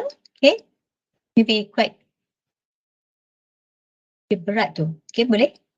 And then you just can share your screen only to show the world and explain. Wait, teacher. It's actually quite lag. Wait for one moment or two or three.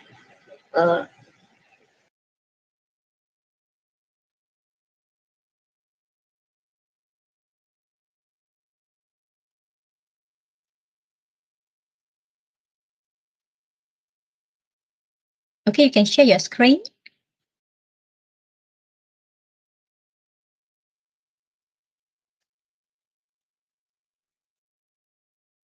So now, who is presenting? Lock Oh, he's Shani. disconnected. I say disconnected. Oh, he disconnected. That makes sense. He probably lag out. Oh no. Wait I'll just one replace him. moment and hope he will come in. Wait. No one has a script. No. No, it's a disaster. Okay, it's okay. Cikgu rasa I will give another school to present first. Okay, after that we'll back to you. Okay. So kita teruskan dahulu dengan peserta yang berikutnya untuk bagi laluan kepada peserta pertama menguruskan technical error tadi sekejap. Okay, kita cikgu panggil. Okay, maksudnya peserta yang berikutnya daripada SJKC Mentakap 2. Okay, dipersilakan.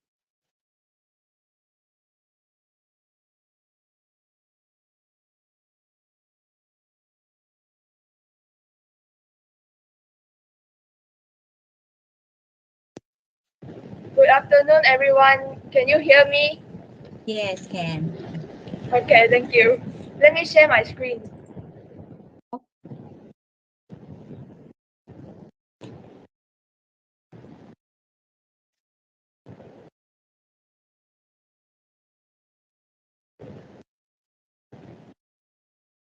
I disconnected.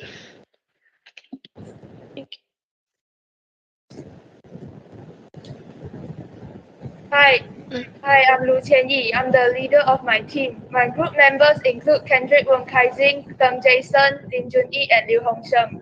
We are from SJKC Mentakap 2. Thanks for giving us the opportunity to share our sustainable city, eco-city in this live session. We also want to take a moment to thank our teacher, Ms. Gan, who always support and guide us to complete the task. After receiving the topic, we started to meet through Google Meet.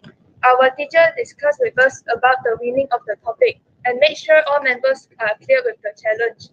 We always collaborate to solve the problems. We share opinions with each other to make our world much better. We gave comments to each other to improve our plan. This was important because we found that we might generate new ideas after the discussion, and we can modify our buildings to become more become more become become more suitable to the topic given. We carry out discussion for 6 times. First, teacher set up a WhatsApp group for us, and we can deliver messages in this group. In the first meeting, we can figure out our city layout. We discuss the position of the buildings and build it together. We also discuss the interior design of the buildings, which are good for the residents. We listed out the facilities that were compatible with the sustainability. We also discuss it at school. We discuss our public transport design at school. We'll share the ideas of the hotel design with the group members. I asked the opinion of the group members regarding to the housing area. Kendrick explained how he designed the school. Judy showed the windmill and explained how it worked. Jason showed his draft report and discussed with us. We tried multiplayer and passing baton modes to complete our work. 5 of us work together when the line is good. Now, please follow me to enter our eco city. Now, let me show you our Minecraft world.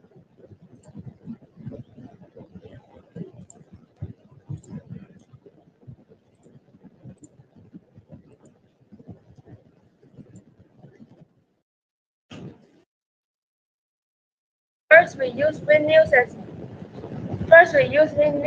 to generate wind energy as the renewable energy and supply electricity for the household in our city. The wind energy is clean and not harmful to the environment. Second, we also implemented the green roof idea. You may observe that the roofs of some buildings are full of plants. This is because the green roofs can absorb rainwater, which will bring a cooling effect, create a habitat for animals such as birds to help lower urban air temperatures. Then people may reduce the usage of air cons. In the city, there are housing areas to let people have a safe and comfortable place to live. We put a bell in front of the house just to warn residents if there are thieves. We also built a hotel just for the people who travel to our city. There are many facilities, including a swimming pool in this hotel. We also provide public transport in our city like buses and trains. Public transport can reduce traffic jamming. By using public transport, we can save energy, save costs, and avoid traffic jamming. There is a waiting room to rest or wait for the bus. Now let me show you the public transport. Furthermore, we also want to emphasize a healthy lifestyle. We build up the garden and the fields so people can enjoy their good time and jog there. They also can relax from all the stress they've gotten all day. They can even play football with their friends on the field. Now let me show you the hospital. People may seek medical help. They also can do body checks frequently to maintain their health.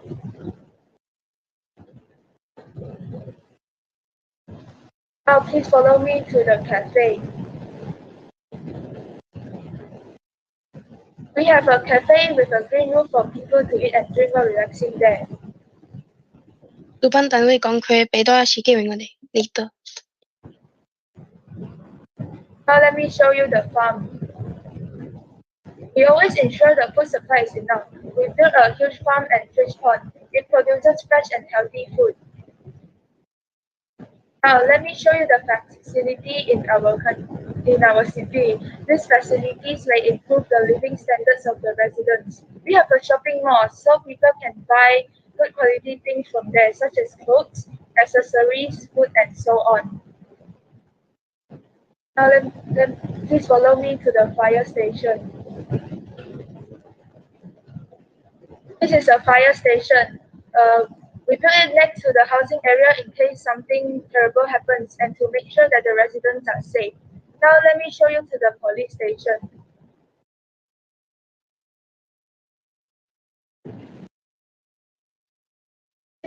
This police station is for people to be safe. Last but not least, we realize the importance of education. To make sure people are educated, we have SJKC Mentakap too. As known as our school, this is the best place for children to be educated. Besides, there's a library with 3 stories in our city. There's a lot of unique books there for people to read and learn. Now let me show you the signboard. We built a huge signboard next to the housing area to raise awareness of the people to recycle, reuse, and reduce. This is our eco city. Thanks for listening to my explanation. You're always welcome to be in eco city. Thank you.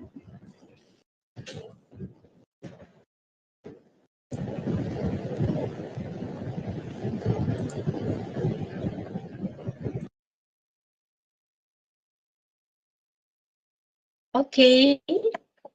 Terima kasih kepada peserta sekarang. Cikgu persilakan Dr. Tan untuk bertanyakan soalan kepada adik-adik. Hello. First of all, congratulations SMJK Mentakap 2. So now I have a question to ask. Can you please explain in more detail how you're going to apply the concept, technology, and engineering in your project?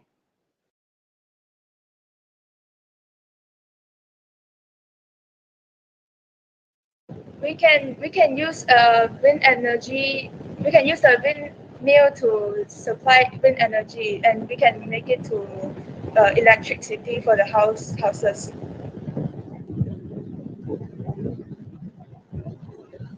Is that all? Yeah.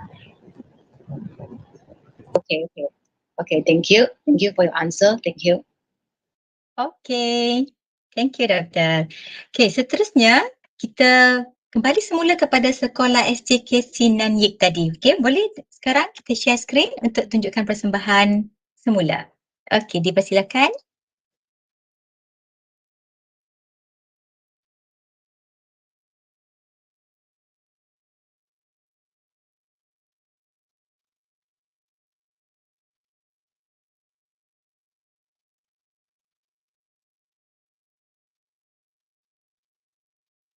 Hi, my name is Li Kaizhe. My teammates are Tan Liang Yu, Lim Yichen, Oyo Cheng, and Lok Shen Yi. We are from SJKC Nanyik Li Rubber, Kuala Lumpur. We are honored to be here today to present our Bandar Lestari named the Eco Ground that we built all from a super flat world. We built this city because we are trying to create a green environment where people and nature can live together. Our city is centered on a big tree, which is the symbol of nature. From the center, the road extends to 4 main branches, which can connect all the buildings and facilities in our city. Elements that ensure our city functions properly are energy, food, living, and facilities, which will be explained by my teammates later.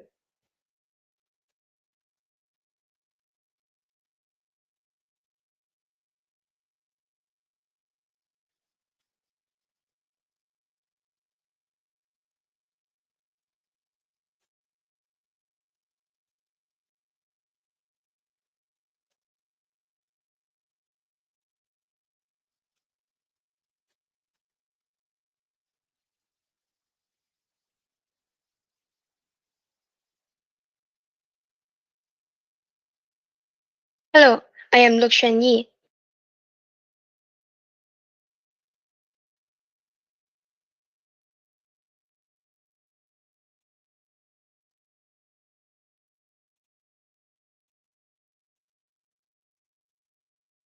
Okey, masih ada lag.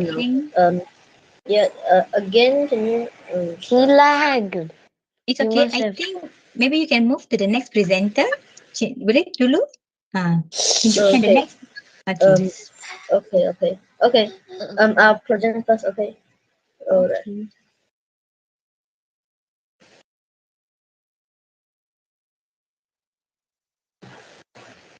I am Oyu Cheng. Let me show you how our city produces food. The main food sources of our city are vegetables, meat, and fish. The vegetable farm and aquarium in our city function together as an aquaponic system in which fish in the aquarium produce nutrients for the plants. Then, plants filter the toxic materials and clean the water for the fish. We use an underground water system to pump the aquarium water to the vegetable plants.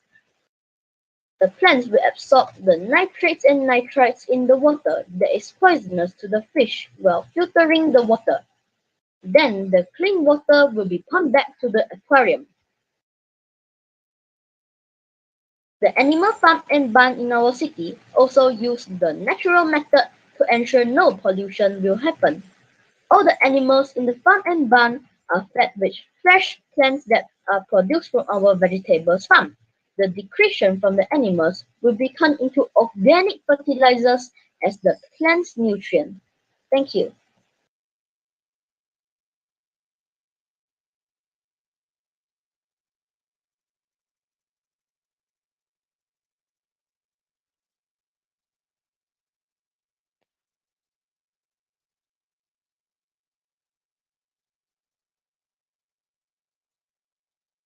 I am telling you, one of the important elements of a sustainable city is to use eco-friendly methods and materials for constructions. We use low carbon and energy materials such as bamboo, recycled plastic, clay, woods, and straws to construct buildings.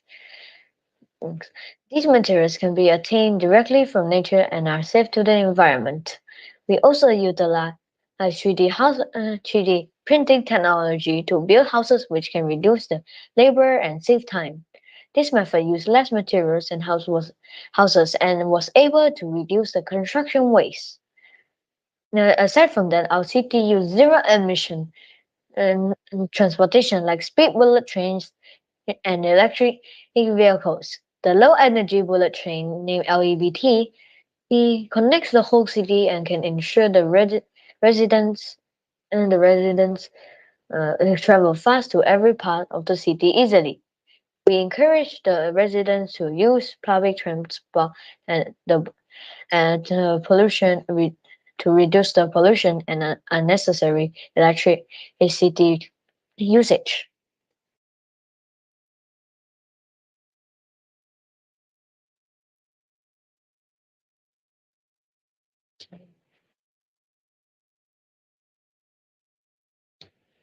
I am Lim Yi Chun.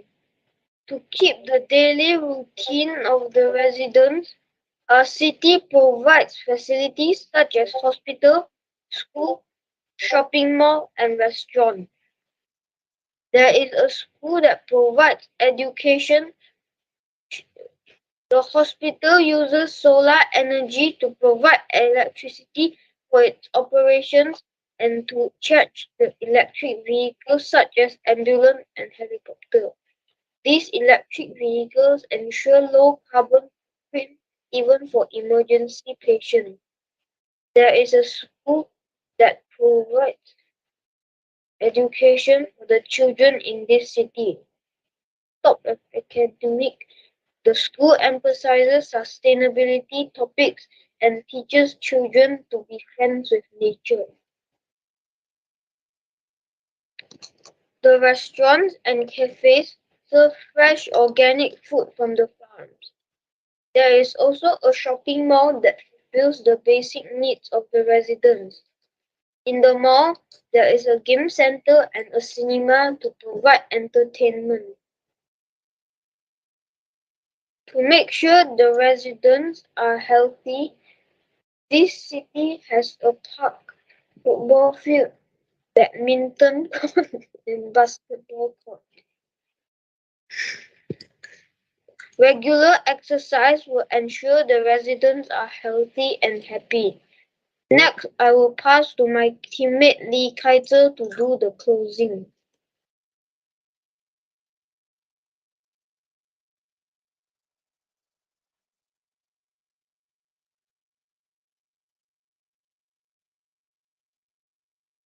Okay.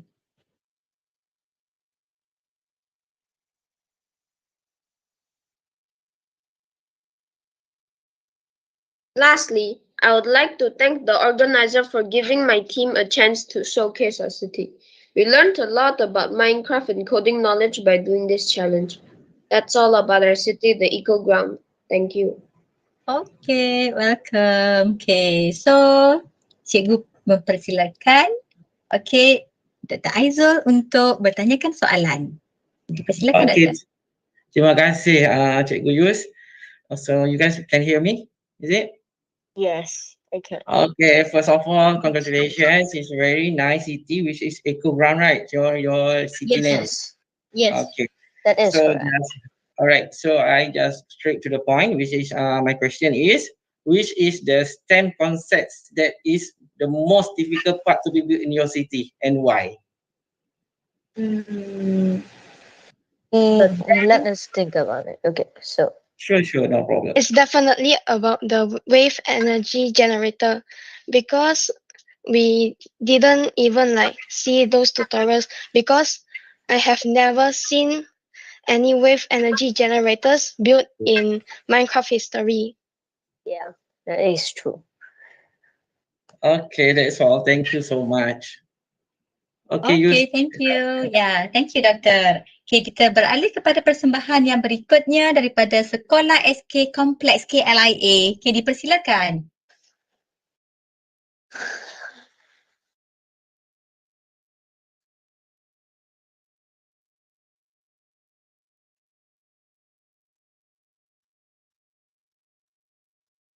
Assalamualaikum everyone. My name is Muhammad Razim Darwish and I'm here with my teammate Aidil, Farhan, Adrian and Anik. Today I'm going to show you Green Town.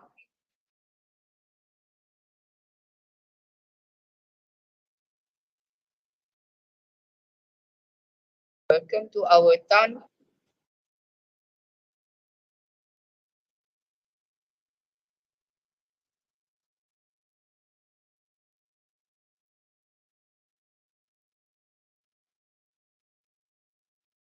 Welcome to Green Town. Here we provide you a sustainable town where we use renewable energy and provide safety to you.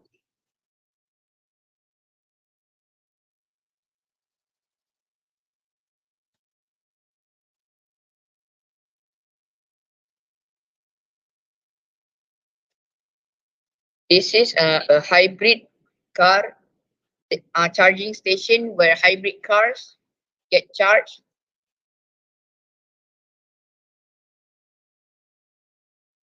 This is the residential area.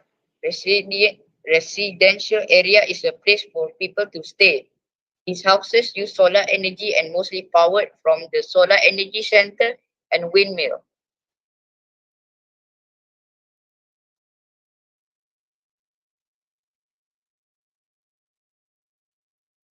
Can you see the menu screen?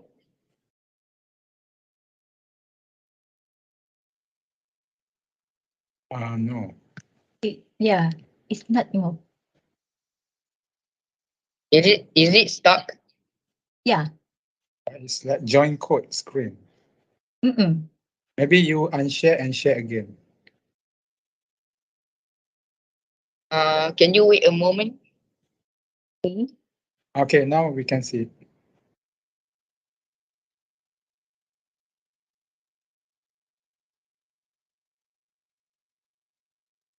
Okay.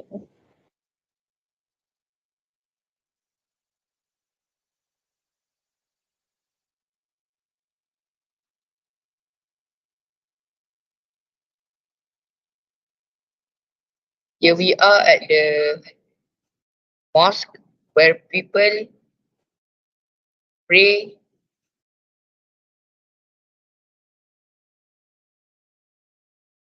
And we are here at the hospital where people of Green Town get healthy and safe.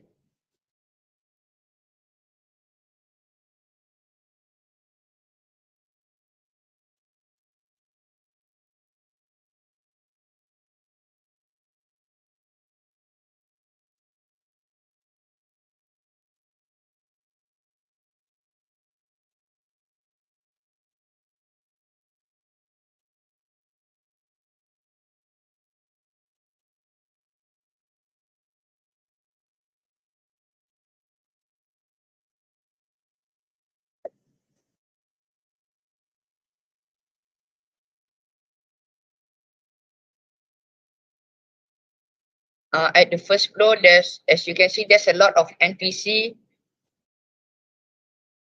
and receptionists.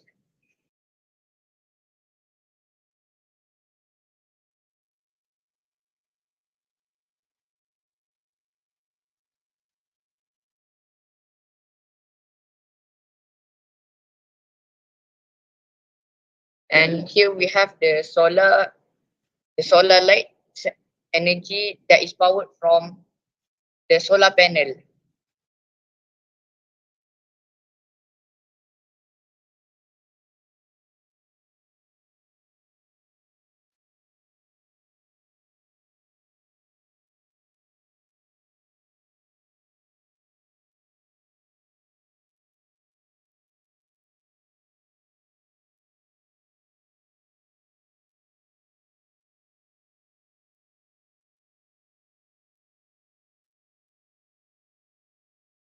And as you can see, we have the police station where people of Greentown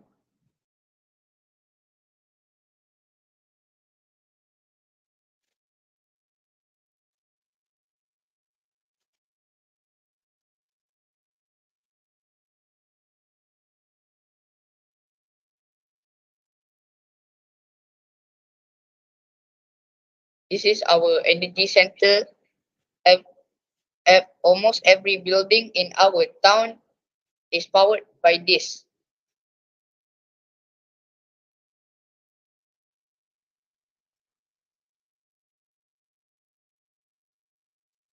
And this is the recycling center where we collect recyclable items and turn them into marketable items.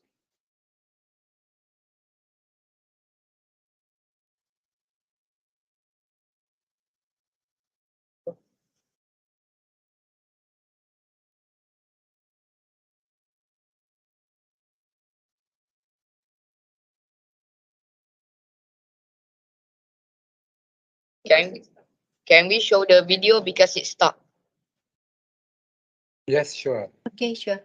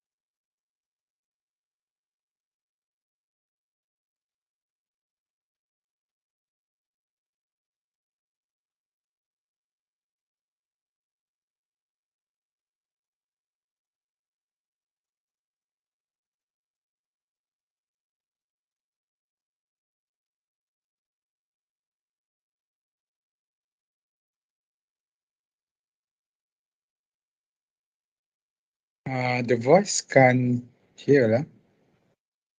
Can't hear the voice. Have you shared the audio?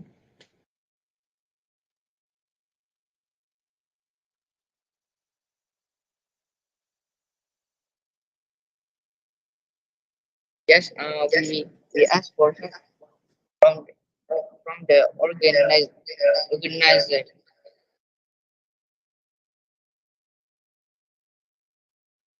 Nurul, tak dengar suara lah Nurul. Cikgu Nurul.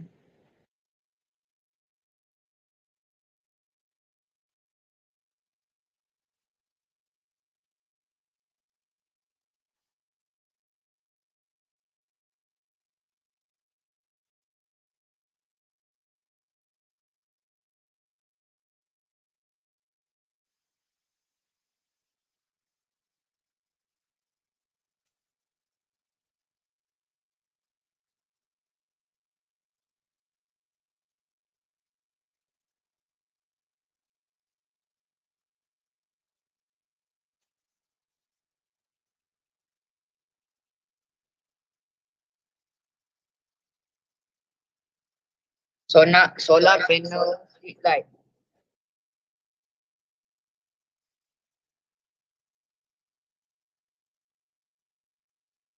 Solar panel street light is the street light is powered by the solar panel. Solar panel energy center is a place where we produce electricity for our buildings.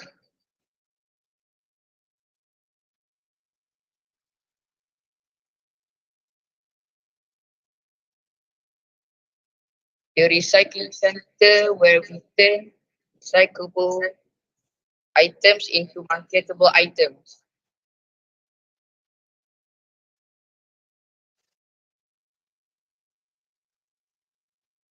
The incinerator is the place where we burn wastable items.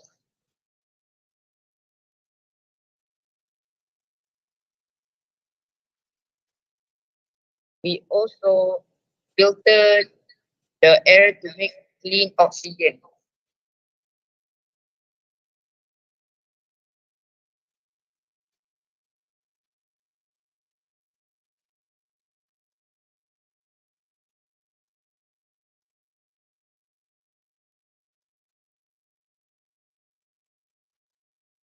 Giant food processor.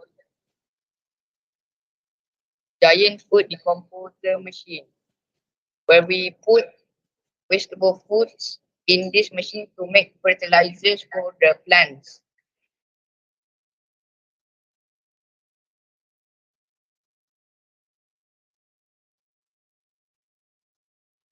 Windmills. They provide an electric source for the town too, and for the buildings.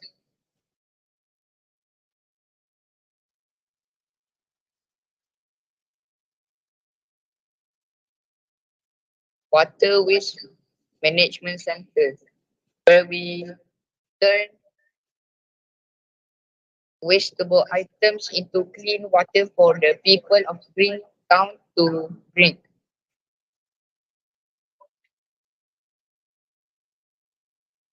The dam, where we also produce electricity for our town.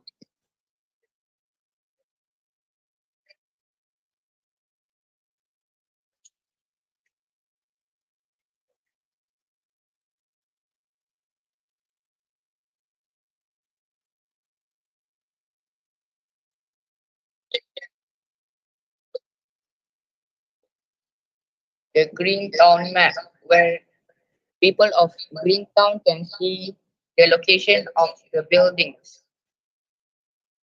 Thank you for watching.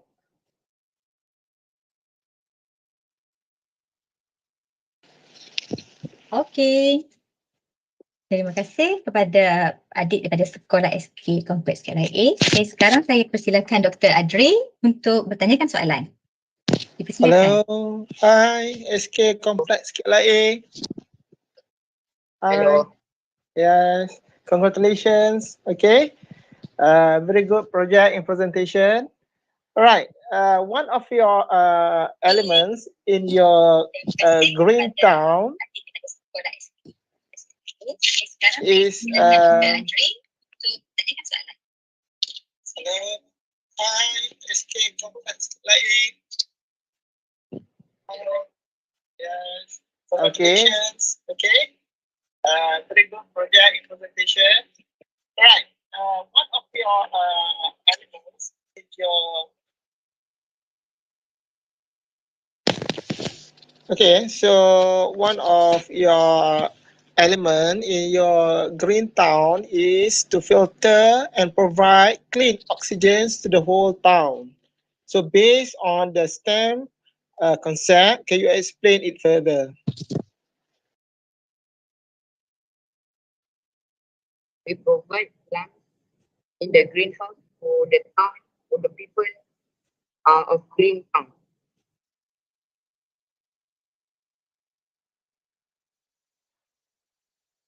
That's it. Anyone? Plants provide oxygen for the people of green town.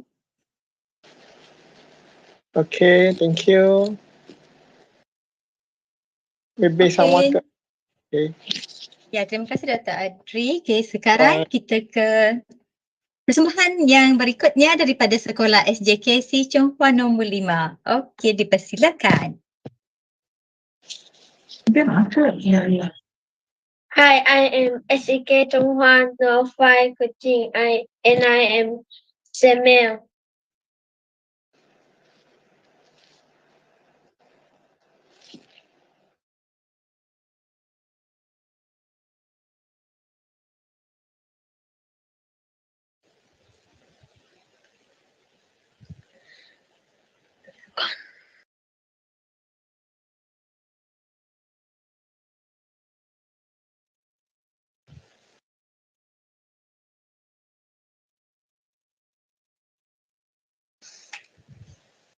The name Voduropolis comes from Voduros meaning freshly green and polis meaning city.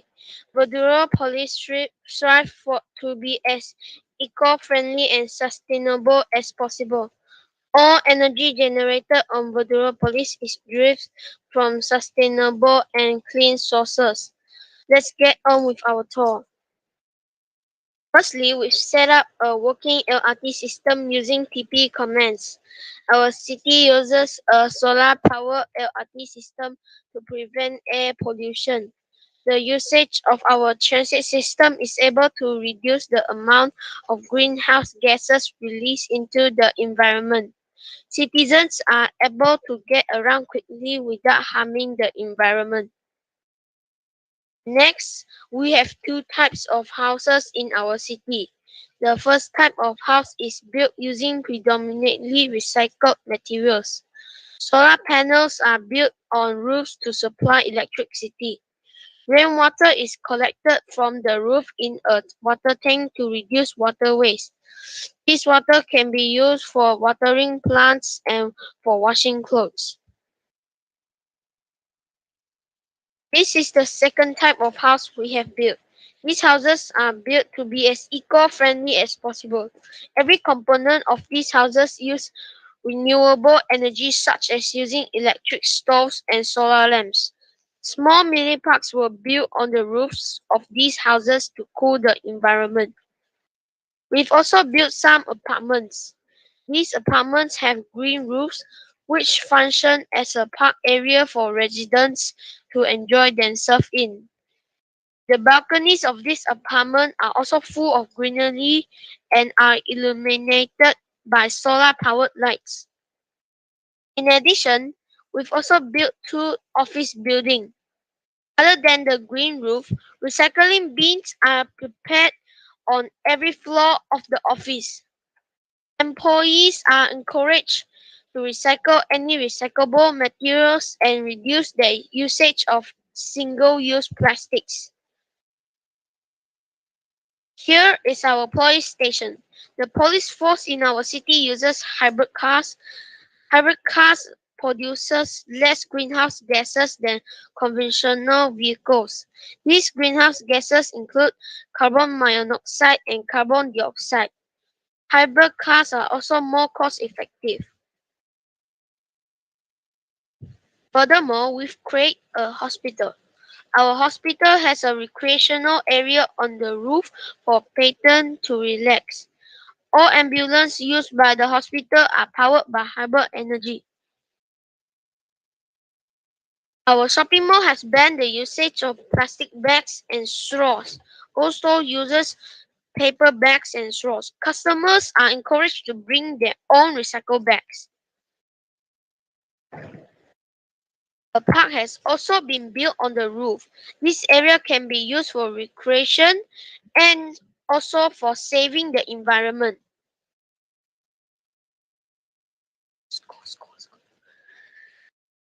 This is the school we've built for our city. This school provides all necessary technologies to educate students on STEM subjects. Laptops are provided to every student to improve education. Indoor farm are provided to every student. The indoor farm supplies food to be served in the canteen. The canteen only serves sustainable and nutritious food.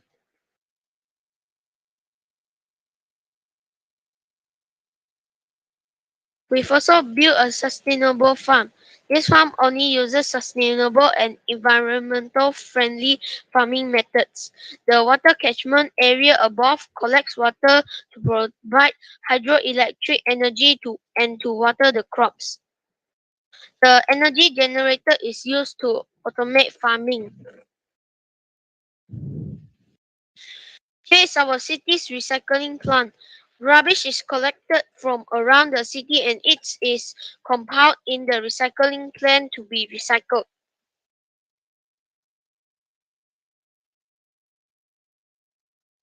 Here is where electric and hybrid cars get power from.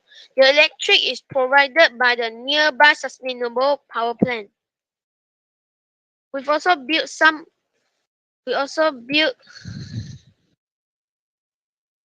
our city's plan consists entirely of renewable energy sources. Renewable energy is better than fossil fuel as it does not produce any harmful gases. This power plant uses solar and wind energy to supply the city with electricity. Here is the centerpiece of our city. This indoor park is able to ensure non-native plants are able to survive. These plants supply oxygen to the environment and absorb carbon dioxide. The effect of global warming can be reduced. The lights of the park are powered by solar panels and illuminate at night to reduce energy wastage. We have applied the STEM engineering designing process to create our city. First, we identify the problem of climate change and listen out every building we wanted to build. Next, we gave everyone their own roles. We then built the city layout. Afterwards, we brainstormed on how to build our buildings. We searched online to get inspiration for our city. We then worked together to build our city. Thank you. Okay, thank you. So, cikgu menjemput Dr. Aizul untuk bertanyakan soalan. Jadi persilakan Dr. Okay, terima kasih Cikgu Yus. Okay, hi, SJKC Chonghua number 5. Okay, first of all, congratulations for the interactive one. Very nice. Even though you guys are in primary school, but you nailed it. Congrats. Okay, so I just straight to the point, which is one question for me. Can you guys describe the best STEM concept that you built inside your city to me?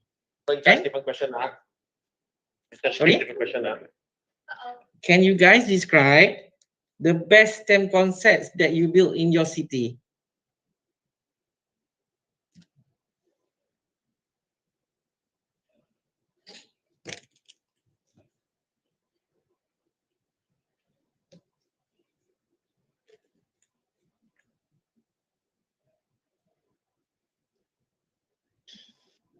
The farm, as it applies a lot of STEM and engineering technologies.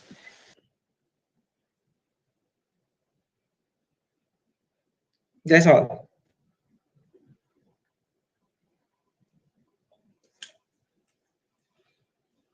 Is it? That's it? Wait a bit. Alright, no problem.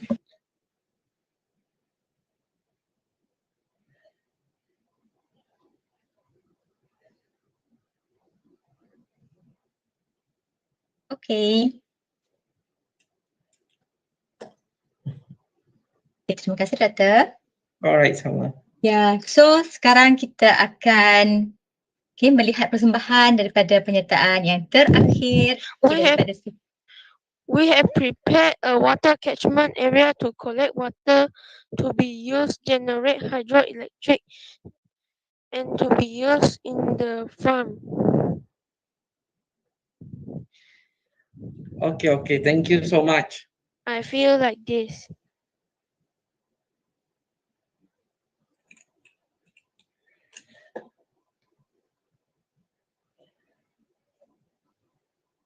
Okey, ya. Terima kasih kepada peserta daripada SJKC Chonghua. Okey, dan sekarang kita akan beralih kepada persembahan yang terakhir daripada sekolah SJKC Chonghua Wei Sin. Okey, dipersilakan peserta untuk mempersembahkan persembahan mereka.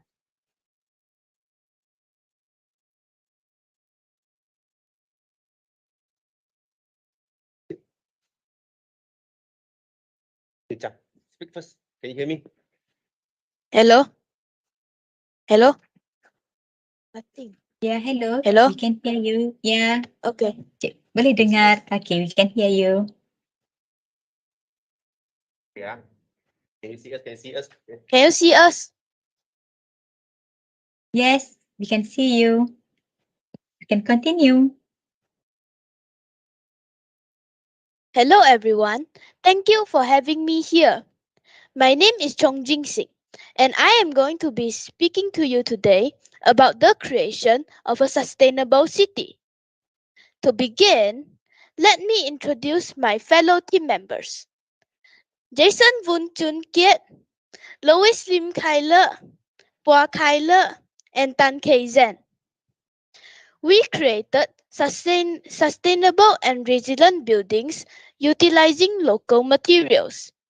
This is to provide universal access to safe, green and public spaces, in particular for women, children, elderly and people with disabilities.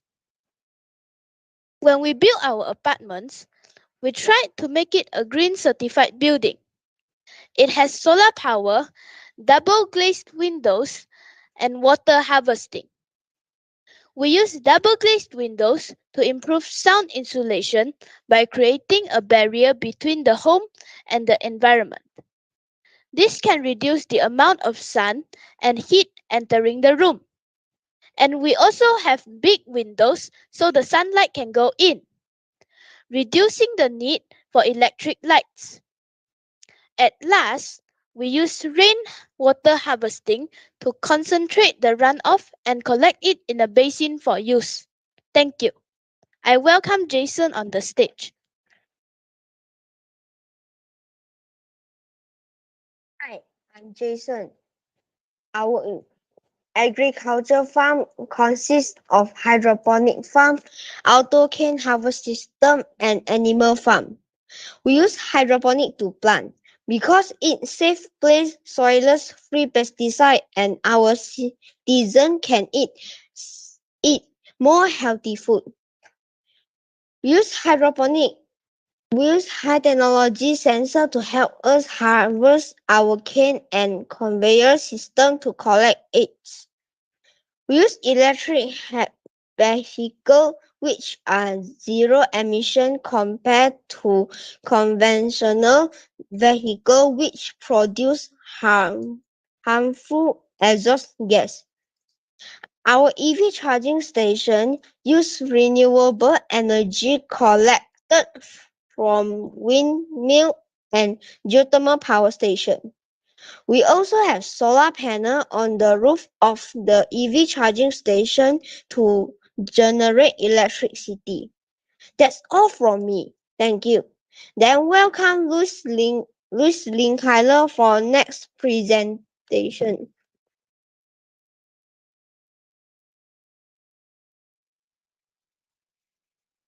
Dan kita juga. Hi, Hi, I'm Louis, and we built a green park on top of the school roof, and it helps keep the school cool while providing fresh air to the student. There is an aquaponic farm in place to educate our students to the closest ecosystem. The fish waste will be converted by bacteria into nutrients for vegetables. These nutrients absorbed by the plants will help filter the water, removing potential deadly waste. It will provide the student with fresh vegetables as well fresh fish. Our school use electric from solar panels during the daytime and electric from from the wheel means and geothermal station at night time. We have a police station in place to safeguard citizen safety and property. Our policemen uh, uh, our policemen use AI face recognition technology to detect suspect by installing a CCTV along the roadside, and there's a policeman watching them 24 hours. I welcome Kang Kyler to the stage.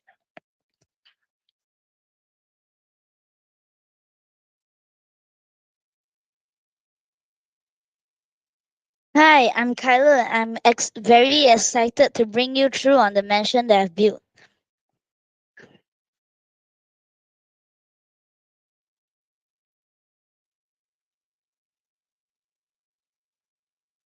Our mansion has got a fireplace in the mansion's living room. I bet you're wondering, how does a fireplace not ruin the environment? Well, it's because I added a filter that filters out the harmful elements in the smoke.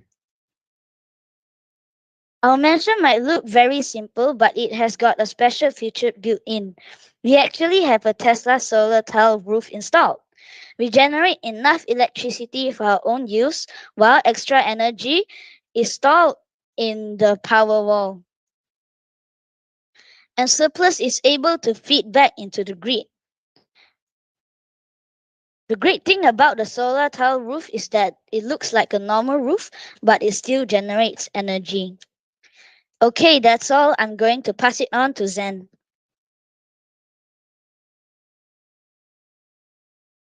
Hi, my name is Zen. My part of the sustainable city was to build the wind turbine and geothermal concept. This wind turbine and geothermal help reduce the environmental impact of cities by reducing the use of non-renewable energies and greenhouse gases such as CO2 or carbon dioxide. As we know, geothermal plants are 90% efficient, whereas coal is about 75% efficient. Here, the geothermal plants use thermal energy from magma. In winter, the hot water from the geothermal plant gets pumped around the city to keep us warm, where it reduces the dependency on more traditional methods. Wind turbines, on the other hand, turn the propeller-like blade which spins the generators and creates electricity.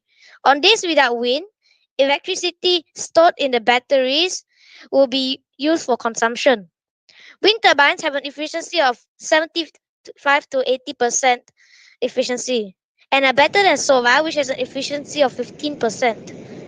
Minecraft is a static game, but the wind turbines I made are able to move with help of command blocks, redstone, and some very complex commands. Have a look.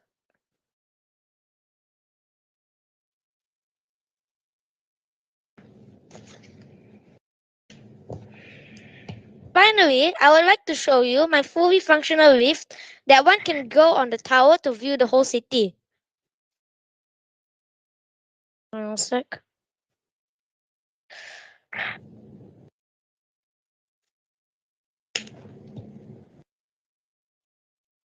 Press this, and we're off.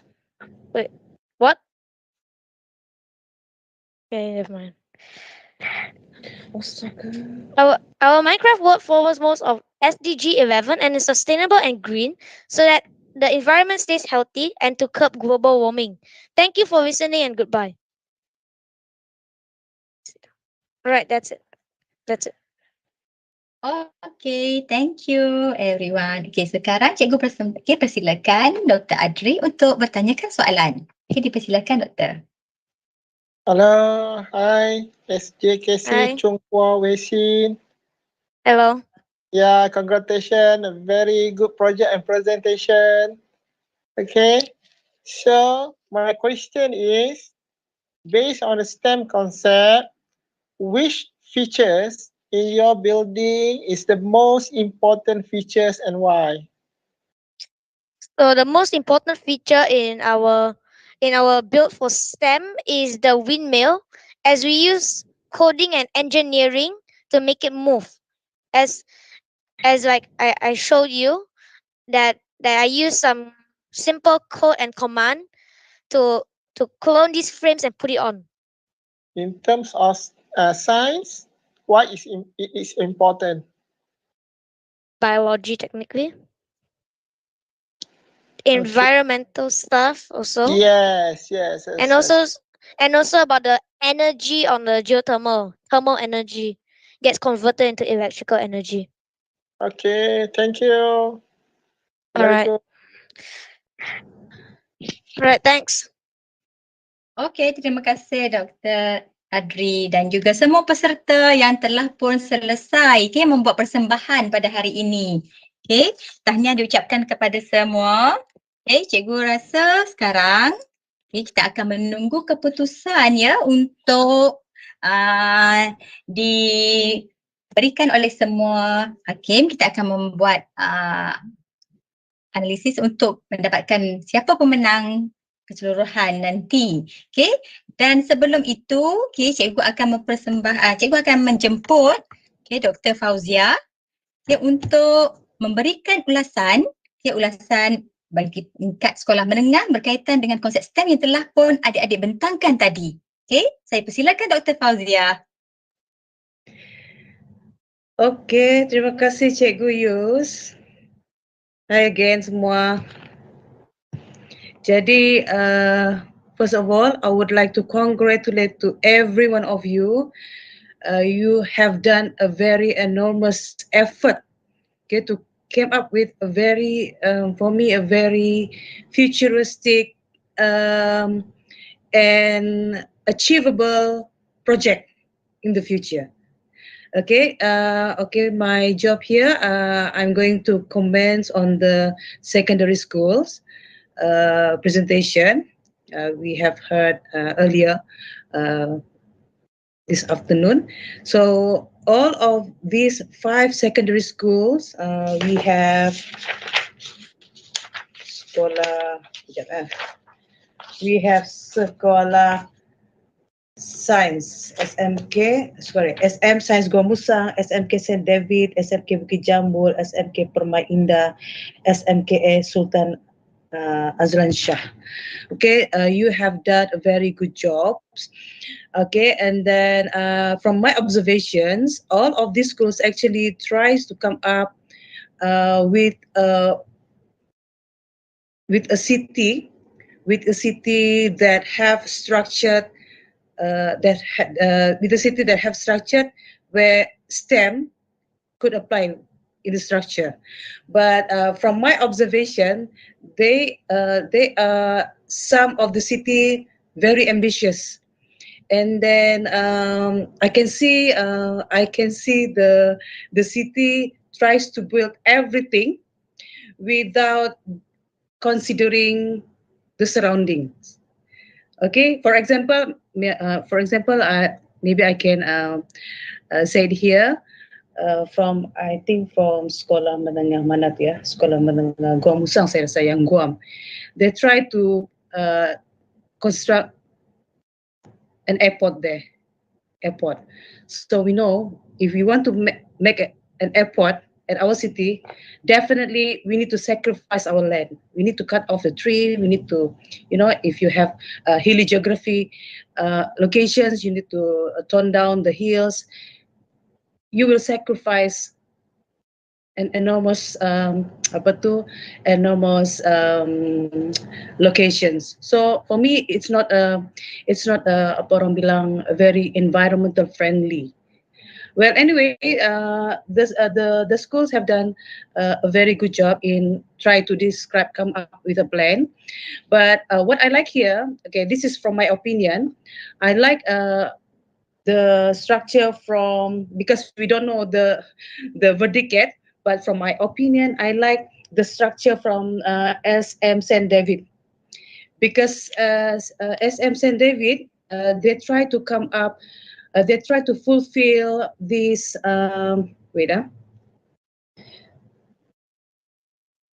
fulfill this requirement. Okay, the requirement is optimize the energy while lowering the carbon emission and lowering the pollution and minimally harming the surrounding. So we can see from the structure, they have this walking distance, buildings, and then they try to force the society to walk, to do more exercise, and then this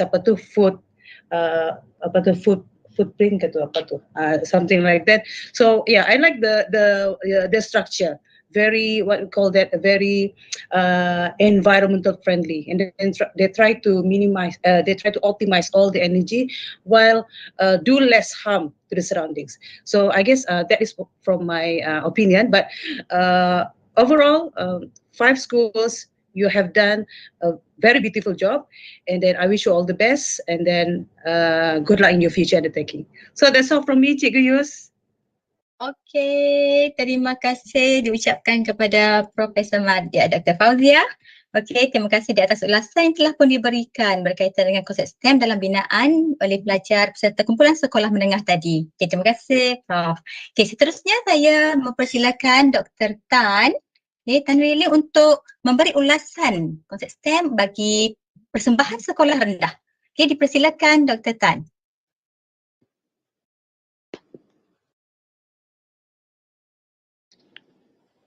Hello. Okay, first of all, I'd like to congratulate on all the primary school group on your incredible success in produce. Hello, can you hear me? Can, huh? Okay. So I saw that hard work you have paid to achieve this accomplishment. So I can't think of anyone who deserves it more. So well done, very good.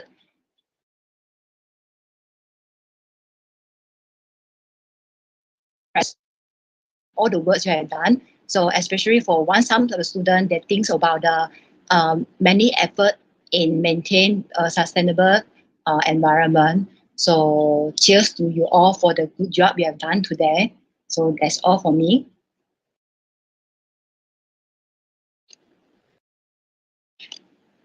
Okey, terima kasih Dr. Tan. Okey. Ya, okey, maksudnya sekarang kesemua peserta telah pun memberikan dan mempersembahkan yang terbaik untuk kita semua pada hari ini. Jadi kita boleh dulu tunggu sementara para juri mengira markah, dan selepas ini cikgu akan menjemput untuk kita memberikan keputusan. Okay, so kita tunggu sementara. Okay, dalam nanti kita akan umumkan.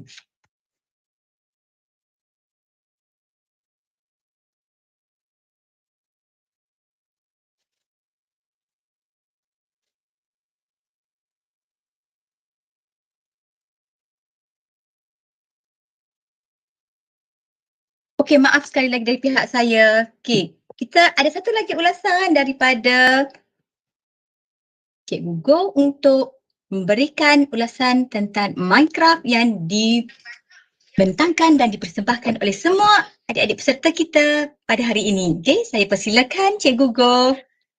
Okey, terima kasih Cikgu Yus. Okey, so saya Cikgu Go. Saya akan saya dah bincang dengan seorang lagi juri Minecraft, iaitu Cikgu Alif. So keseluruhannya binaan Minecraft yang dihasilkan sangat-sangat menarik dan juga beri satu cabaran kepada kami dua untuk nak menjuri dan memberi markah sebenarnya. Tetapi kami terdapat 3 benda ingin berkongsi dengan adik-adik ataupun para peserta bahawanya bila kita bina Minecraft betul, secantik yang macam mana binaan Minecraft tu perlu ada 3 benda yang untuk menambahbaikan dan memberi markah yang lebih kepada binaan AMU. Jadi untuk cabaran 1 anda dah buat terbaik. Jadi untuk cabaran 2 boleh dah fikir elemen-elemen ini untuk cabaran 2 dan 3. Yang pertama ialah mungkin adik-adik ataupun para peserta boleh explore lagi, meneroka lagi elemen-elemen penulisan. Contohnya gunakan NPC untuk nak terangkan sesuatu, gunakan book and quill untuk yang magic book tu dan letakkan sebab banyak benda boleh buat dengan NPC. Okay, scoreboard dan sebagainya. Okay. Kedua adalah comment dan automation. Sebab binaan binaan para peserta dah cukup menarik. Cuma kita tak nampak lagi ada kefungsian tu. Macam contohnya ada gunakan comment block, adakah gunakan redstone untuk buat automation, piston sticker untuk buat dia more lively, nampak realistik sikit. Okay, itu boleh ditambah baikkan lagi. Nombor ketiga adalah coding. Coding yang ditunjukkan macam tak digunakan. Mungkin ada melalui NPC itu boleh buat coding melalui comment block. Comment block ada 3 jenis kan. Saya yakin dan percaya para peserta sini semua expert. Boleh gunakan terukar lagi guna comment block ataupun NPC itu untuk menunjukkan coding. Sebab yang ni kita tengok dari segi binaan memang cantik, tetapi kita nak tengok dari fungsi bagaimana kamu nak terapkan coding dalam tu. Akan membuatkan kamu binaan Minecraft tu satu level lagi. Itu mungkin tuan-tuan puan ataupun para peserta 3 perkara daripada kami dua untuk berkongsi dengan tuan-tuan puan agar cabaran kedua, ketiga akan jadi lebih menarik dan lebih realistik. Itu saja daripada kami dua, saya, Cikgu Go dan Cikgu Arif. Itu saja, terima kasih. Saya kami pulang kepada Cikgu Yus. Thank you. Good luck, all the best. Okey, terima kasih Cikgu Go di atas ulasan berkaitan dengan binaan Minecraft yang telah pun ditunjukkan oleh semua peserta pada petang ini. Okey, jadi sekarang kita berikan sedikit lagi masa untuk hakim membuat keputusan bagi keseluruhan pemenang bagi peserta sekolah rendah dan juga sekolah menengah. Okey, kita tunggu sementara. Okey.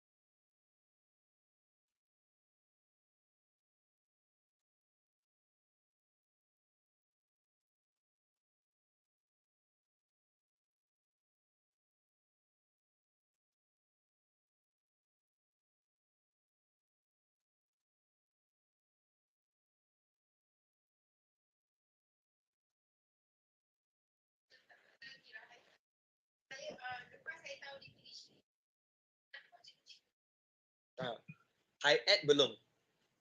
Ada yang buat tapi tak ramai. Sebab KPM yang paksa cikgu buat kan.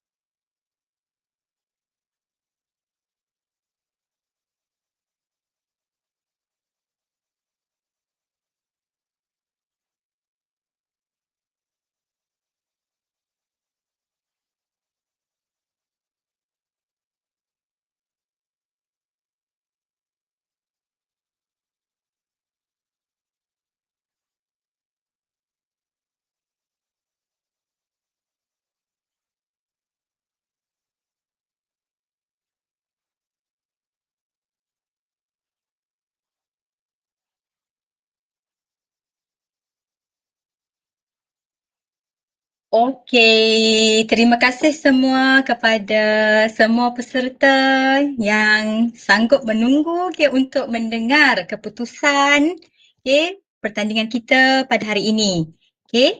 Dengan tidak membuang masa, saya rasa semua sudah sangat teruja untuk mengetahui siapa pemenang bagi sekolah menengah dan juga sekolah rendah mengikut ranking. Saya mempersilakan Cik Muhammad Hafiz bin Ismail, pengerusi IEE Malaysia, untuk mengumumkan pemenang kita pada hari ini bagi kedua-dua kategori sekolah menengah dan juga sekolah rendah.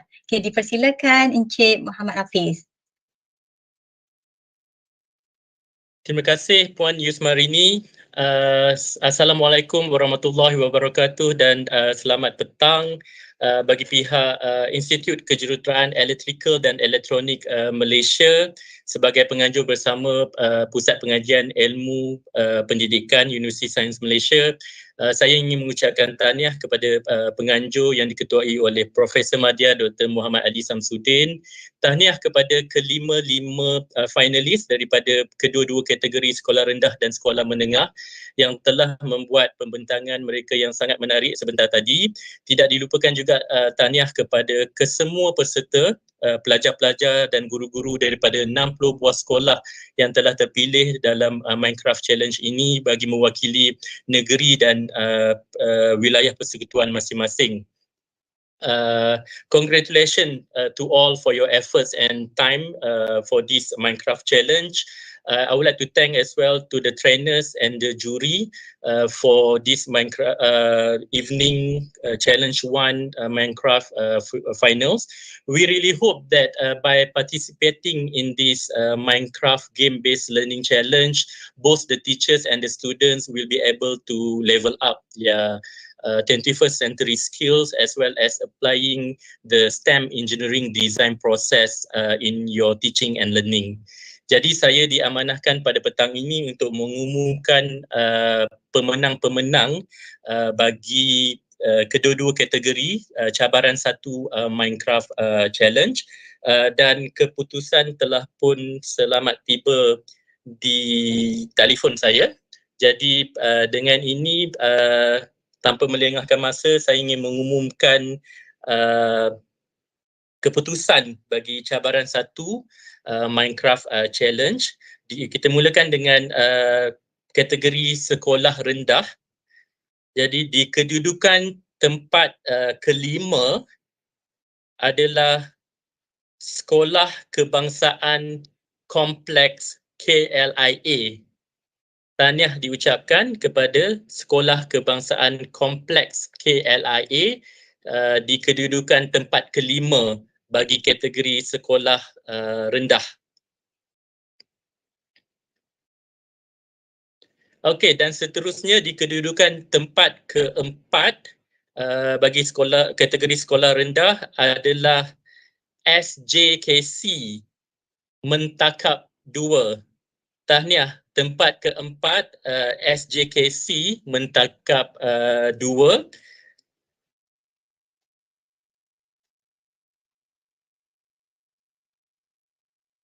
Di kedudukan tempat ketiga bagi cabaran 1 Minecraft sekolah rendah adalah SJKC Chung Hua Wei Sin. Tahniah diucapkan kepada SJKC Chung Hua Wei Sin di kedudukan tempat ketiga. Jadi kita ada 2 lagi sekolah untuk kategori sekolah rendah. Naib juara bagi Minecraft Challenge pertama adalah SJKC Nanyik Lee Rubber, tempat kedua bagi kategori sekolah rendah. Dan dengan itu, pemenang bagi kategori sekolah rendah cabaran pertama Minecraft adalah SJKC Chung Hua nombor 5. Tahniah kepada pemenang Minecraft cabaran pertama sekolah rendah iaitu SJKC Chung Hua nombor 5.